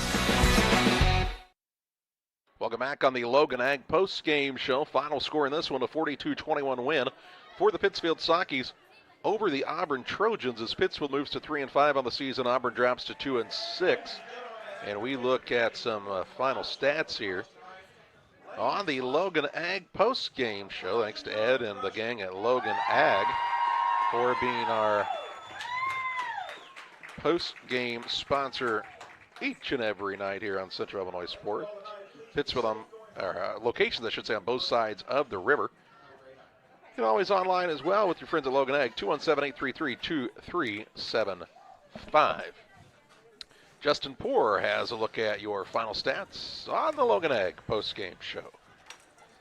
Start with the Trojans. They had 17 first downs tonight. Rushing, they had 31 carries for 140 yards. Led by number 1, Caden Benrick. They had 13 carries for 60 yards. And number 12, Chance Chrissy, who had 11 carries for 55 yards. And Carter Hunley, who had 2 carries for 23 yards. On the passing side of things, I don't know how many, let's see, looks like they had 28 attempts. I'm not sure how many receptions. But 276 yards, led by Hunley, who had 14 targets for 136 yards. Number 5, Brady Boylan, had 6 targets for 50 yards. Number 81, Clayton Kessler, had 4 targets for 26 yards. And number 8, Peyton Campbell, had 2 targets for 5 yards. They were penalized once for 2 yards and had 1 costly turnover there at the end. Kind of stopped any kind of chance they had at the end. Interception by Taylor Graham from Jones. Pittsfield Sockies had 20 first downs on the night. 44 carries for 454 yards. Lane Foster, 18 carries for 260 yards. Jesse Davidsmeyer, 21 carries for 194 yards. Hayden Gratton had 1 carry for 5 yards, and Bodie Marable had 1 carry for 3 yards. And Jonas Anderson had 3 kneel downs for -3 yards. Sakis did not attempt a pass in the second half, but did have 3 attempts in the first half with 1 reception for 7 yards. They were penalized 3 times on the night for 28 yards. Time to name our player of the game, presented by Edward Jones Financial Advisor Derek Harris. Financial investments are important, but so are the investments made by our coaches, teachers, parents, and mentors to their students. Derek Harris, who our Edward Jones Financial Advisor, understands this, and that's why Derek Harris is a proud sponsor of the player of the game on Central Illinois Sports. And went over 1,000 yards on the season, another 200-plus yard rushing night tonight. And Lane Foster is tonight's player of the game. That's going to do it from Glen C. Smithfield. Again, Pittsfield will be on the road next week at Porter. We hope you'll join us then. For Justin and John, I'm Charlie Hill, thanking you for joining us tonight for another Central Illinois Sports presentation.